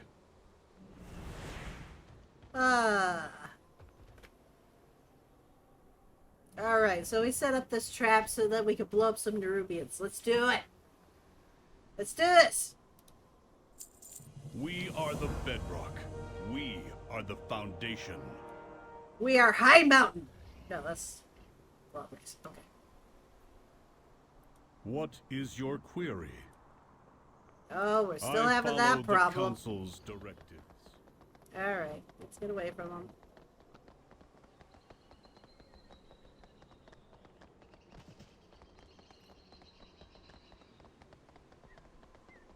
No?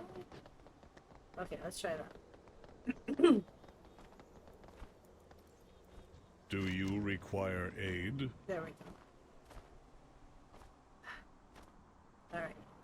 The Nerubians will strike out in anger and pride, which is exactly what we want.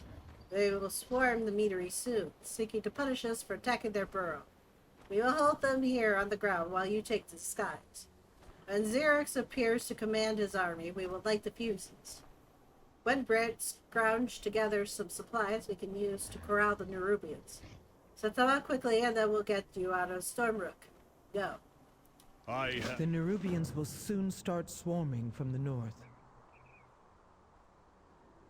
Place our defenses in their path. The honey will slow them down, and the mead and pollen will help us tear through them. Oh god. This sounds terrible. Okay, so...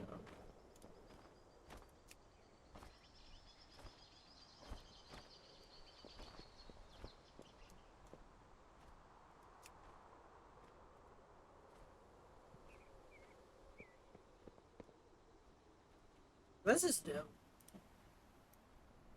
You never had this in a game before.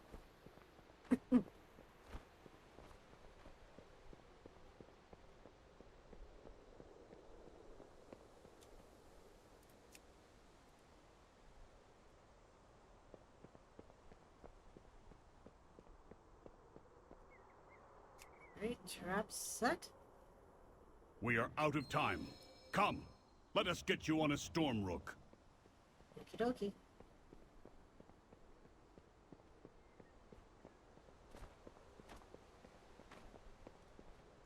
The edicts are my guide.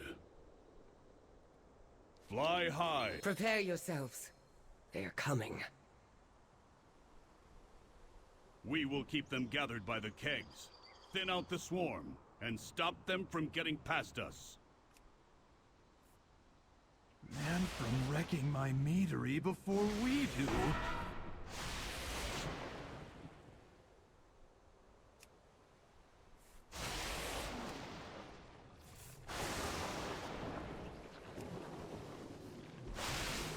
I see.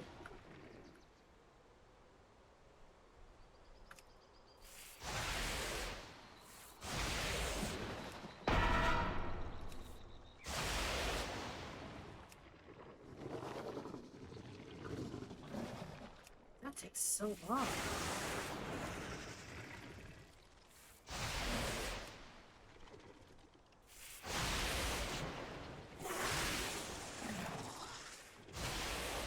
Baelgrim, they're chewing through the fuses. We still have 2 fuses left. Keep fighting. Keep drawing them in.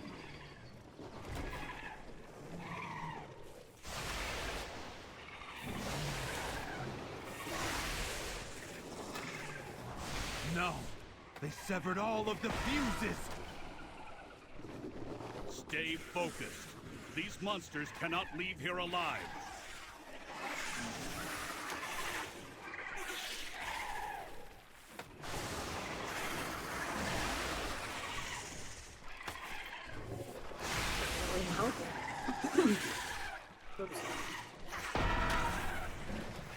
Stubborn earth, you will not impede my ascension.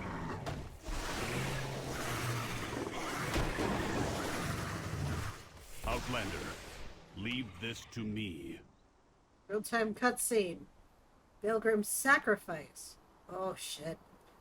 The fuses have been sabotaged. The kegs cannot be lit. Baelgrim knows he must do this himself. Adelgon attempts to stop him, but he does not listen.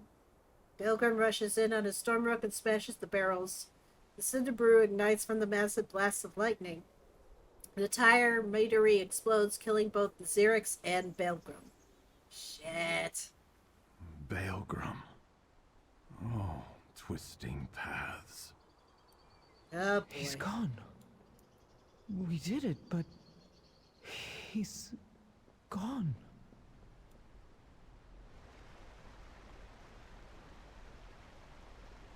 Okay, so that was like a no-win situation. Alright.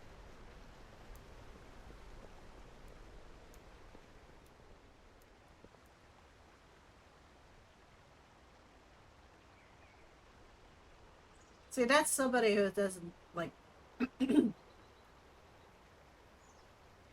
this right. I don't think Azor's a Titan. I think it has the potential to become one. No, she has the potential to become the strongest Titan.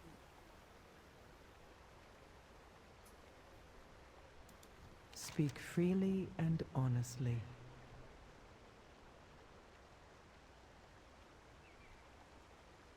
Xerix is dead. We did it. It is over. Baelgrim did it. She repeats the last phrase to herself over and over, more quietly each time, as if unable to process the event.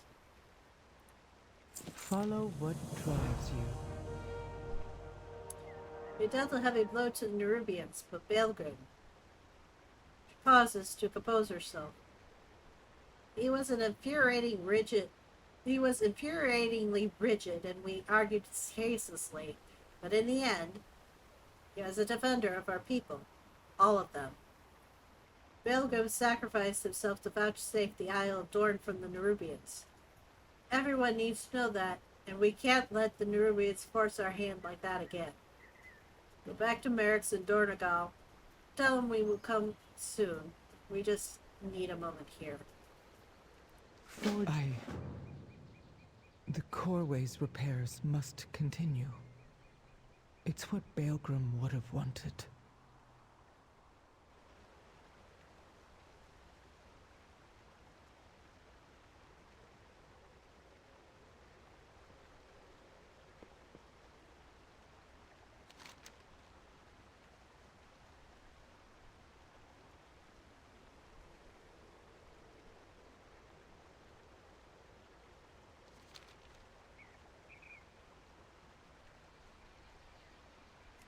Bother with this. Let's get that out of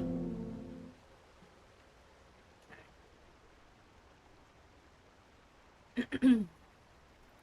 Quest. That's a side quest. So.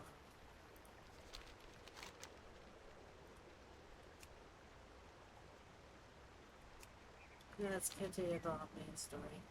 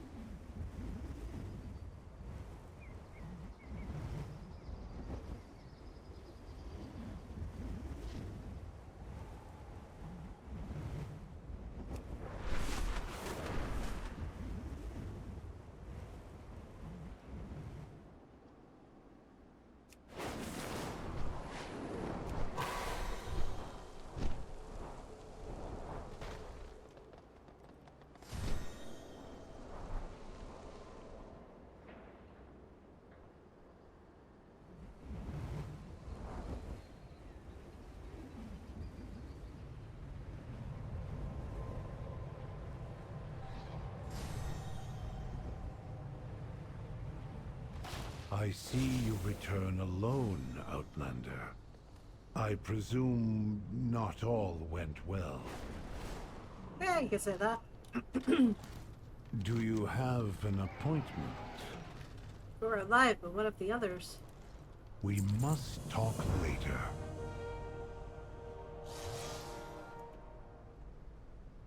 Come on.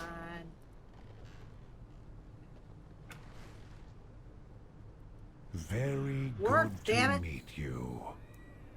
Very well. You are dismissed. I bid you welcome. Hey, see, that's still a problem. We heard the echo of the explosion from here. I presume you have found victory, but your solitary arrival suggests all is not well. What happened? Must go. Apologies. Tell me what has happened. Council Ward. We have bad news.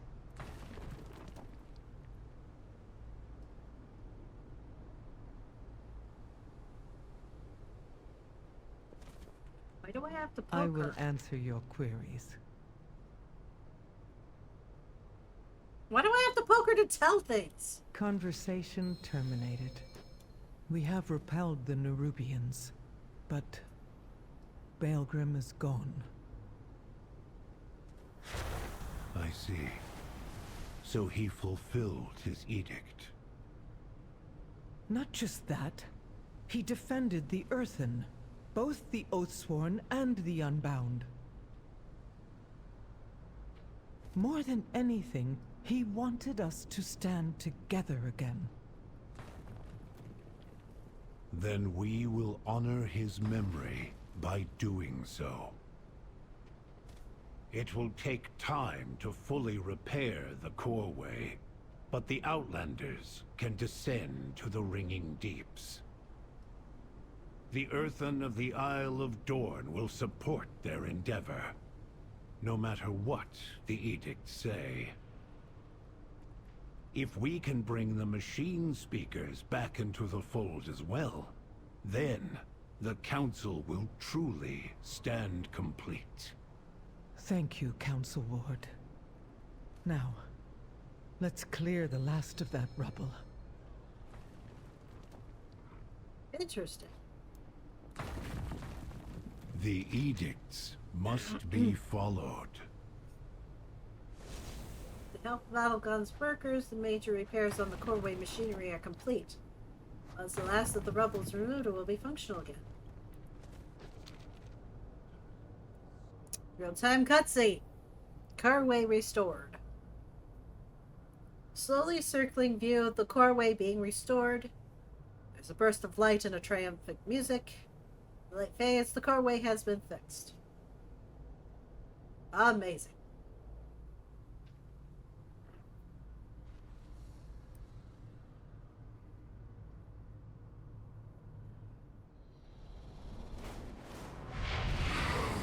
So you say.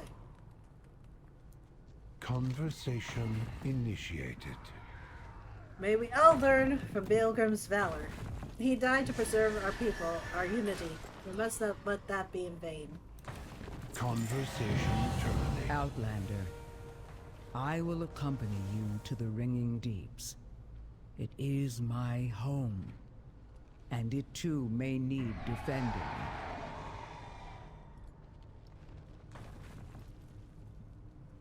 Well.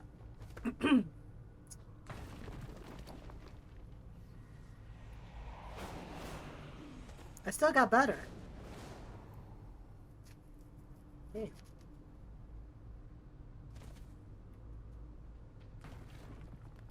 Okay, those are better. I'll take your shoes.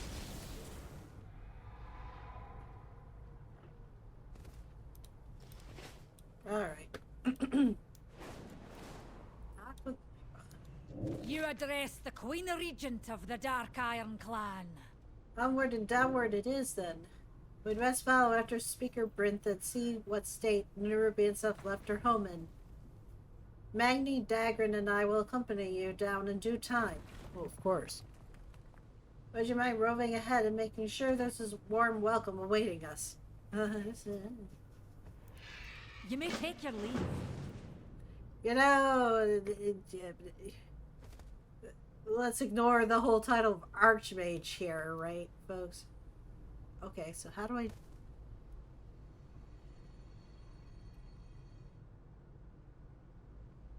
Do I just go dive in? What do I do? I guess so. Let's see what happens.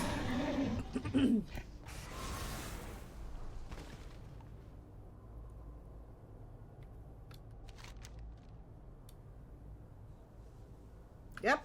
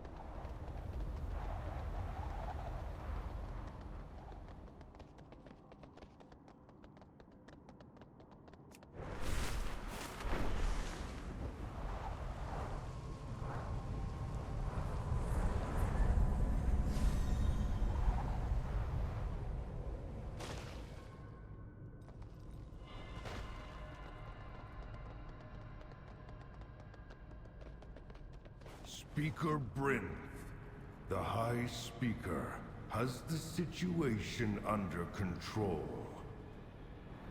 Under control? The station is in ruins. It's fine, it's fine.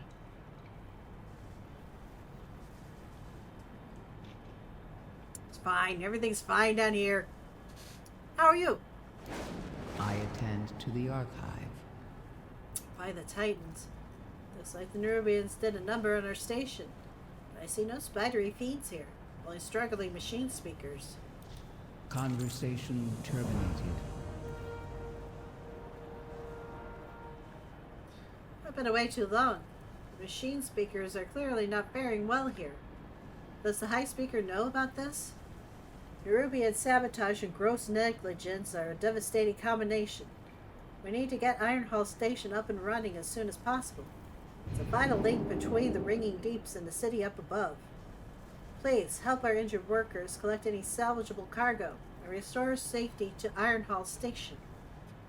Task, this is unacceptable. If us Jacks won't aid the injured, then we will.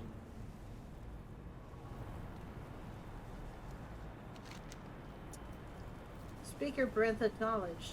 Outlanders, there is work to do. One of our larger mine carts have derailed. It's blocking the station's main junction. My workers' productivity is impaired, and their functioning is suboptimal. The Titans put us here to work, but my workers aren't all working.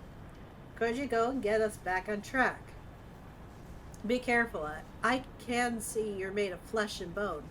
I don't want you to be crushed. Well, they're like the first one to care that if I do get crushed or not. Jeez. First one that actually gives a shit. Damn. Oh, and there's a race here. Good job, dragons. It's always time for a race.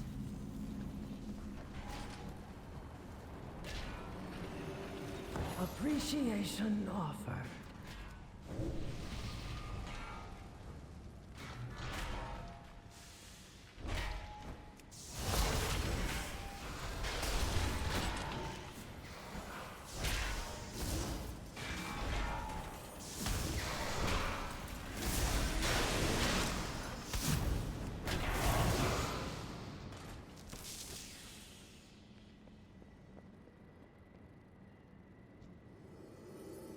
Timely intervention.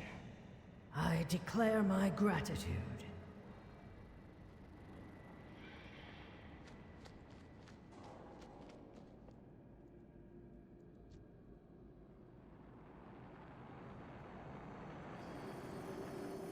Check on the others. I'm functional.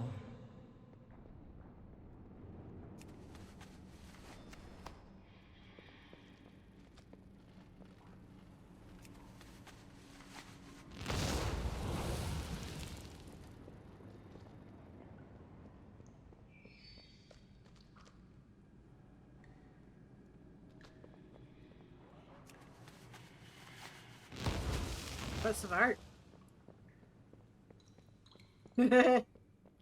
Yeah, am I sure they care? No. Appreciation offered. Look, I'm the idiot who comes down in here willy-nilly thinking that they can go and help. And they're like, yeah, sure, go ahead, go ahead. Expressing relief. Glad to see a friendly, whatever you are. Oh my God.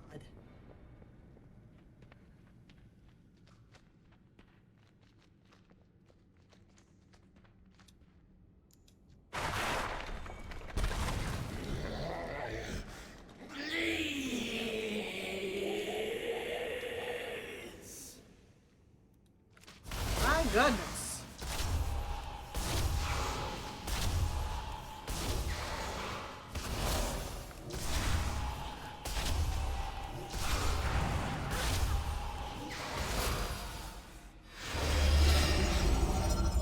That was timely.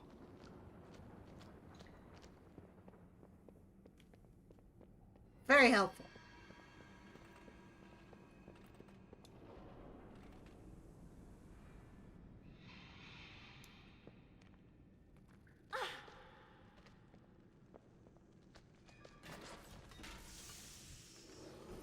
Expressing relief.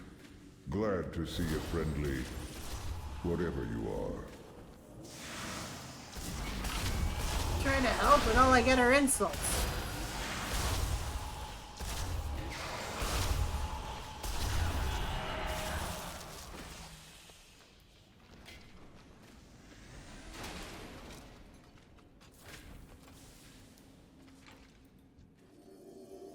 Give me a moment. Regaining strength.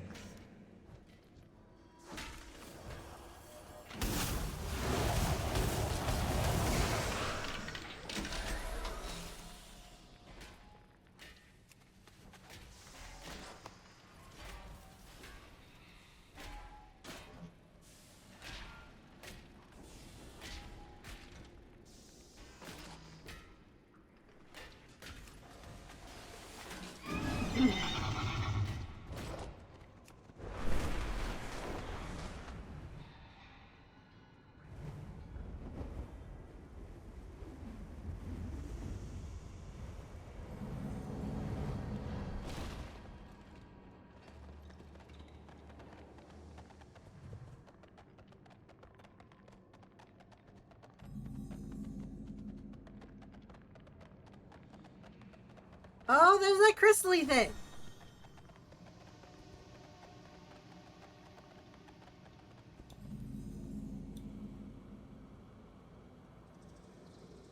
The fuck is it?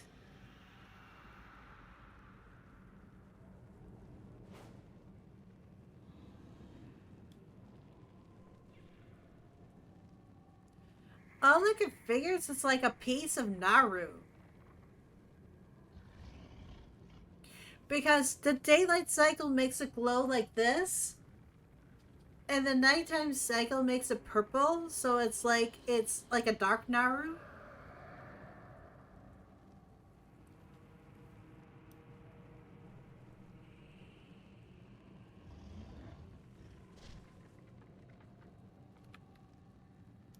That's my best guess. Let's see if I can actually get to it.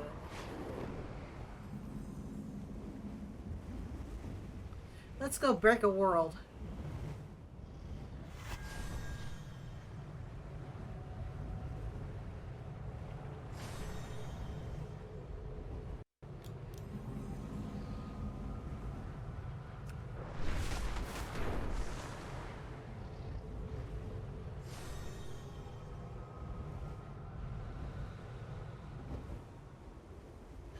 Sounds are weird here.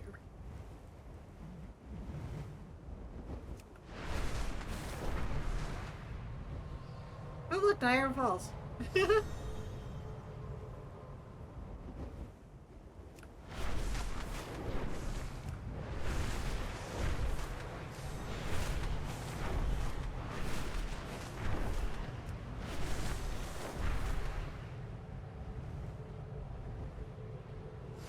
Oh. But I'm gonna get fatigue if I try to get closer.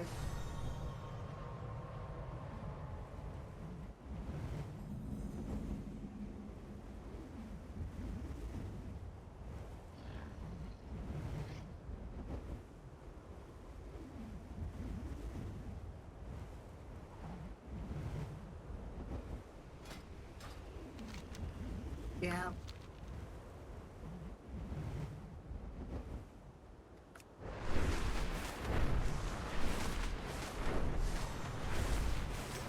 There it goes. Yep.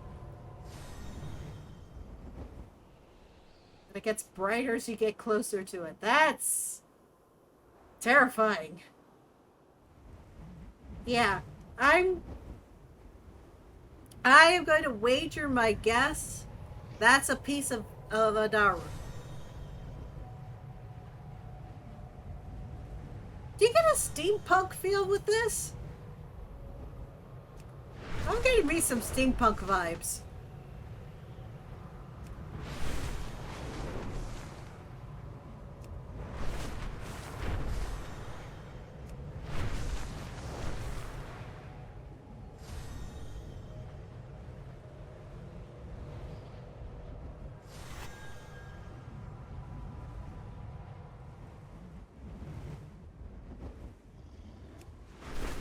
See it.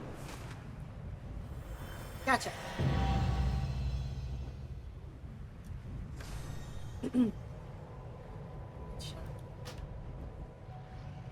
No, fatigue, shut up.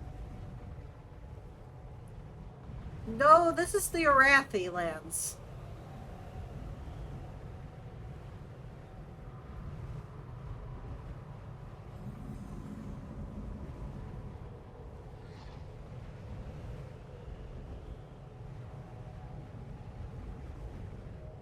This is where supposedly a bunch of Arathians have escaped to.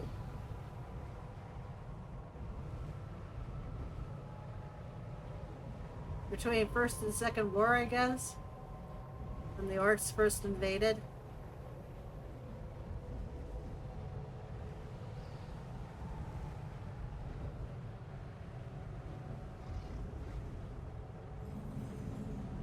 Nice.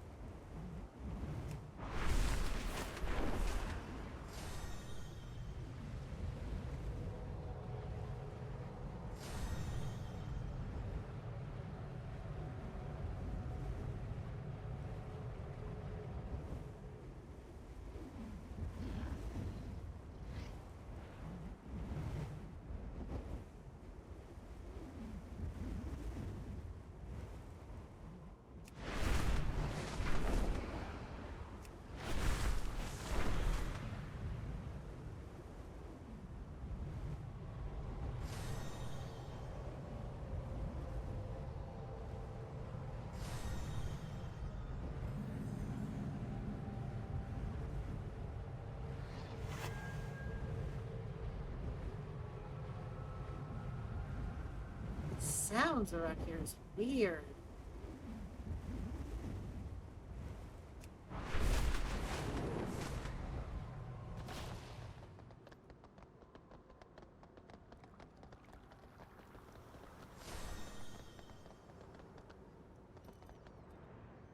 Let's see it.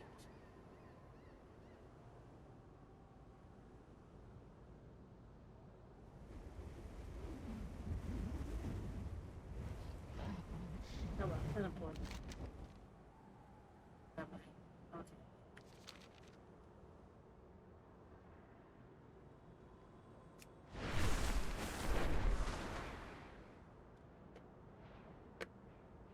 Somebody's like, they said the crystal is not the sword, which is a bummer. Yeah, that's obvious. That's not a sword point. And its light cycles does not mean sword. That's gotta be a Naru.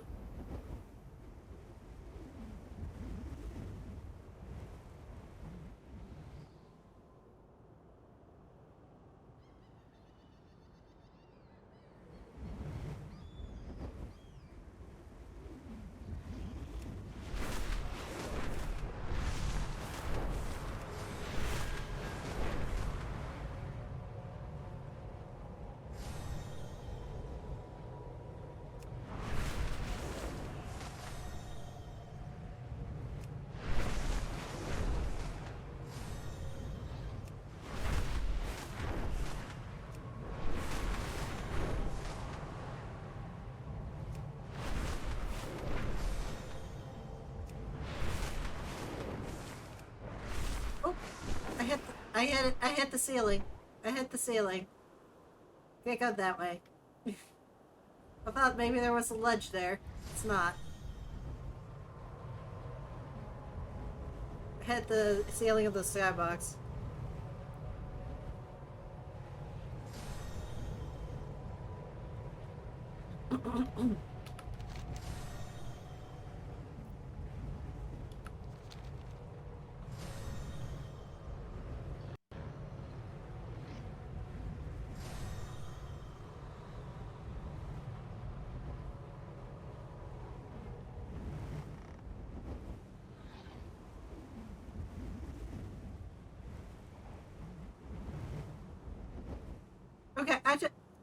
Okay, just for my curiosity's sake, I want to know how many pockets there are in this world.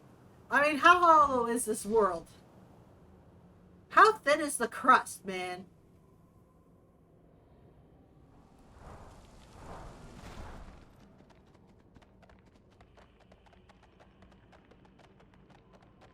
Talking about thin crust pizza.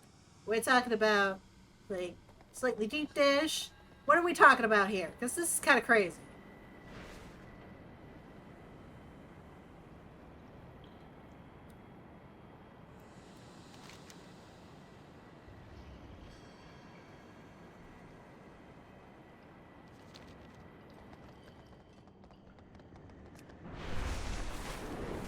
I know. I mean, with Cataclysm, and we went to... yeah, really. I mean, in Cataclysm, we went into another part of, like, the planet's...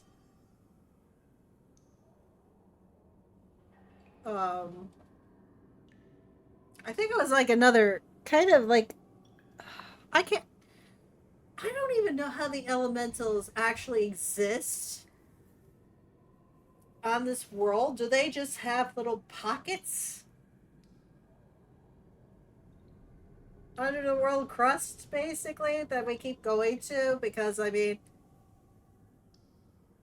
Molten is under where the dwarves had delved for Black Talent. Yeah, Black Talent. Yeah.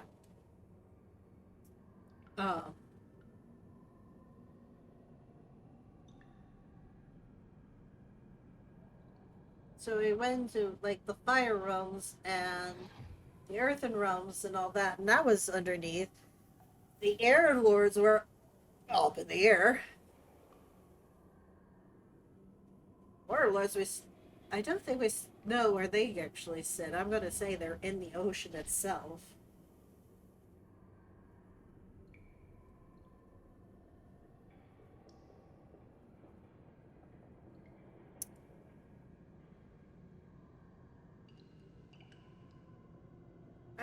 I'm like, how?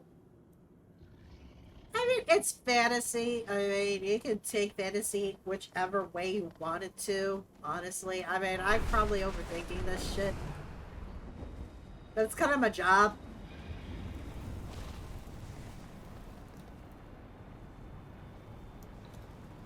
Alright. turn this part in, at least. Directive? Thank you for getting the workers on their feet. You restored order, or at least enough for us to get back to work. The best way to impress Foreman Uzak is by getting work done, and you're doing that. Tread carefully. He's loyal to the powers that be, so we should watch what we say. Who's the powers that be? Back to work. What do you mean? Report requested. Did you find anything? It's a what? Discarded? This information is irrelevant to my assignment. Focusing on work. A Skarden? Here? Does the High Speaker know? That is not your concern. We do as he commands. Oh, God.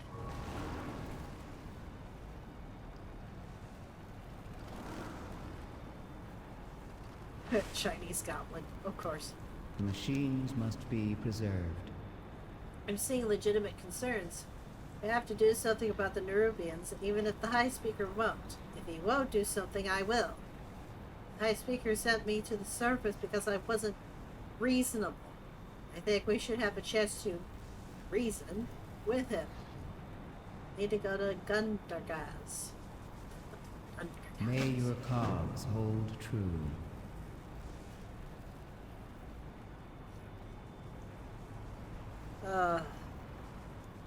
What is your query? Yeah, I want to know about this. I have been gone too long. The sounds of industry, of our people's life force, they are but faint echoes of a better time. Instead of fuel and oil, these caverns reek of despair. This place is broken. I can fix it. I know I can. So you ask, who is this High Speaker everyone keeps talking about? May the deep... Oh, shit!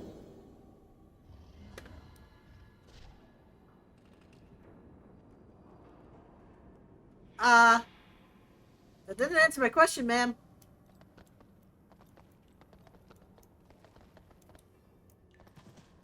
Truly didn't answer my question.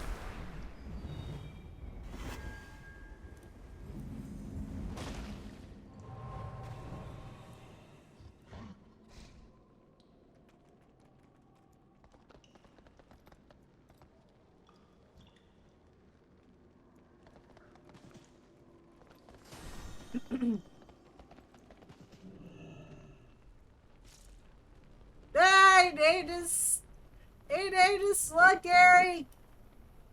Name is Stale Gary. Very good. Conversation initiated. So much for reason. Ringing Deeps had plenty of problems, and the High Speaker is obviously distracted. He sounds obsessed.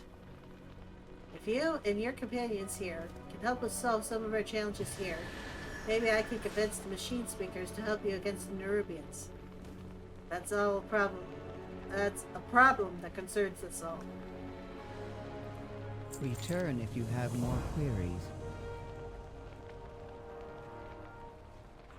Alright. I will ensure your name is in the archive. Parrot. Oh no. Wait.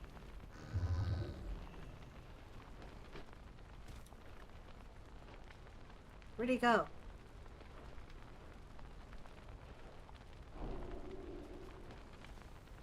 Well, let's see. We've got a Wheel of Time reference. Good job. Pat and Fane. Got Gary. I saw Carrot, which is a nice reference to Discworld. Good. We got some nerds here. I am proud.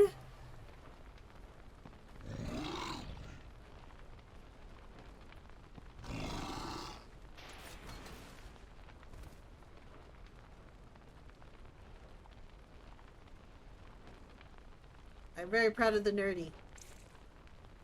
Need more of those.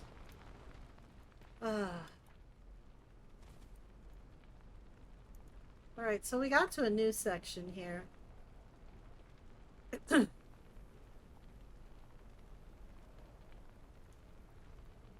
And I still got work in the morning, so I'm probably gonna cut it short here. So I ended up talking for most of the stream and did very little gaming. Ohs, noes. Uh-oh, spaghettios. Anyway. Leave my character falling apart here. Okay. Well, despite my silliness, I hope you all enjoyed the stream. We'll be back on Friday night, 9 p.m. Eastern Standard, 6 p.m. Pacific. We'll see. We got other kind of tangents I can get my ass on.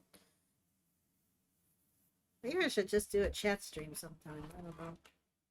I have so many different types of streams I could be having. Oh yeah, that's just a small bit of my collection. One of these days I'll have like actual pictures of everything up and on display. It's just starting to be put together right now. I'm trying to find room and then refurbish the house and do this and that and all these other things at the same time. And it's gotten to be pretty hectic, so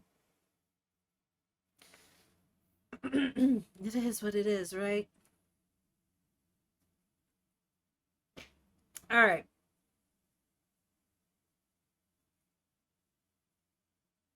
Yeah.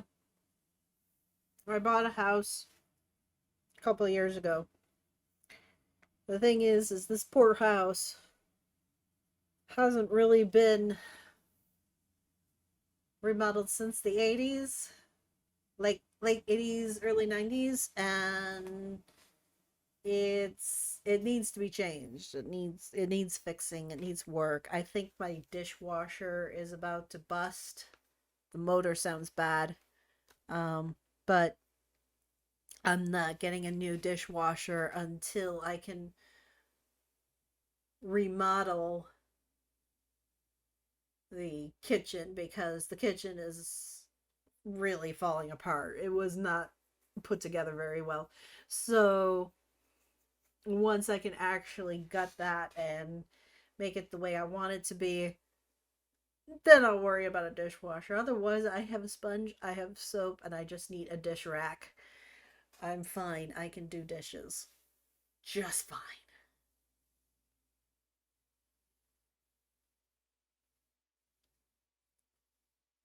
I like my house. It's a very nice house. She's been good to me. But she needs some goodness put back into her, really. So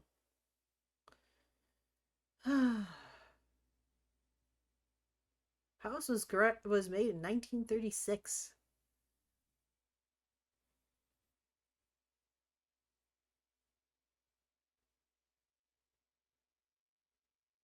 Definitely has character. But she needs work, especially when they just kind of quickly painted her into like drab paint to make it more purchaser friendly. So I've got plenty of ideas. I see a lot of stuff.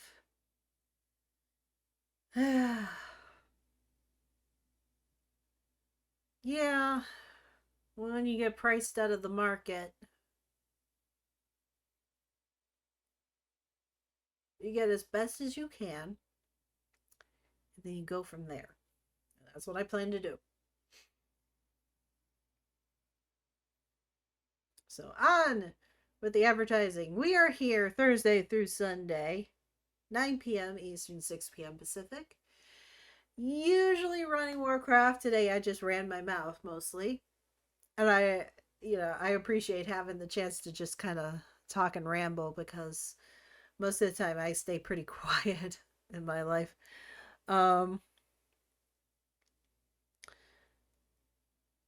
If you enjoyed the stream, consider a follow, hit that notification button so you know when I'm on. I usually am pretty steady on my schedules. If something should come up, I'm too sick, too busy, something came up, I'm out of the home, and oh no, did you get enough? I don't know either. Hang on. I have to check and see what it was. What was it?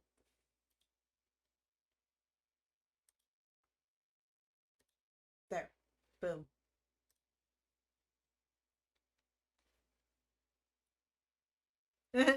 Yeah, I know about being a poor. So if I can't make it on, or I'm going to be late or anything like that, hit up the Discord. Link in the description. Also, exclamation Discord. There I am the most active, so you know that what's going on right now. I'm planning to do some other stuff besides Warcraft.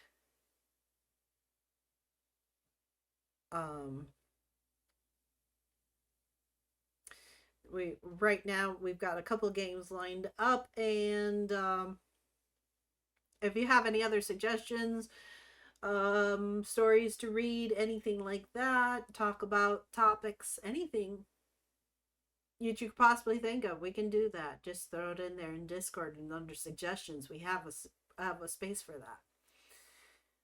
We do have a Facebook page, but I'm not on there as regularly as I am the Discord. So your best bet is to be active there. We're working to affiliates. More eyes when I'm actually on live is the best bet for me to get there.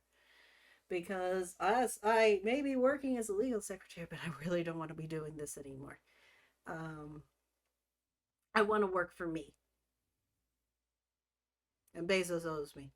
So, God, I spend too much on Amazon. So, bad spiel. Bad. But it's the usual. Follow, notifications, Discord, watch me when I'm live, share with friends. That's about it. All right. So, thank you everyone for joining me on my silliness here. And we'll be back on Friday night. So, everybody, have a good Friday. Getting close to that weekend very soon. And we will see you soon. Good night.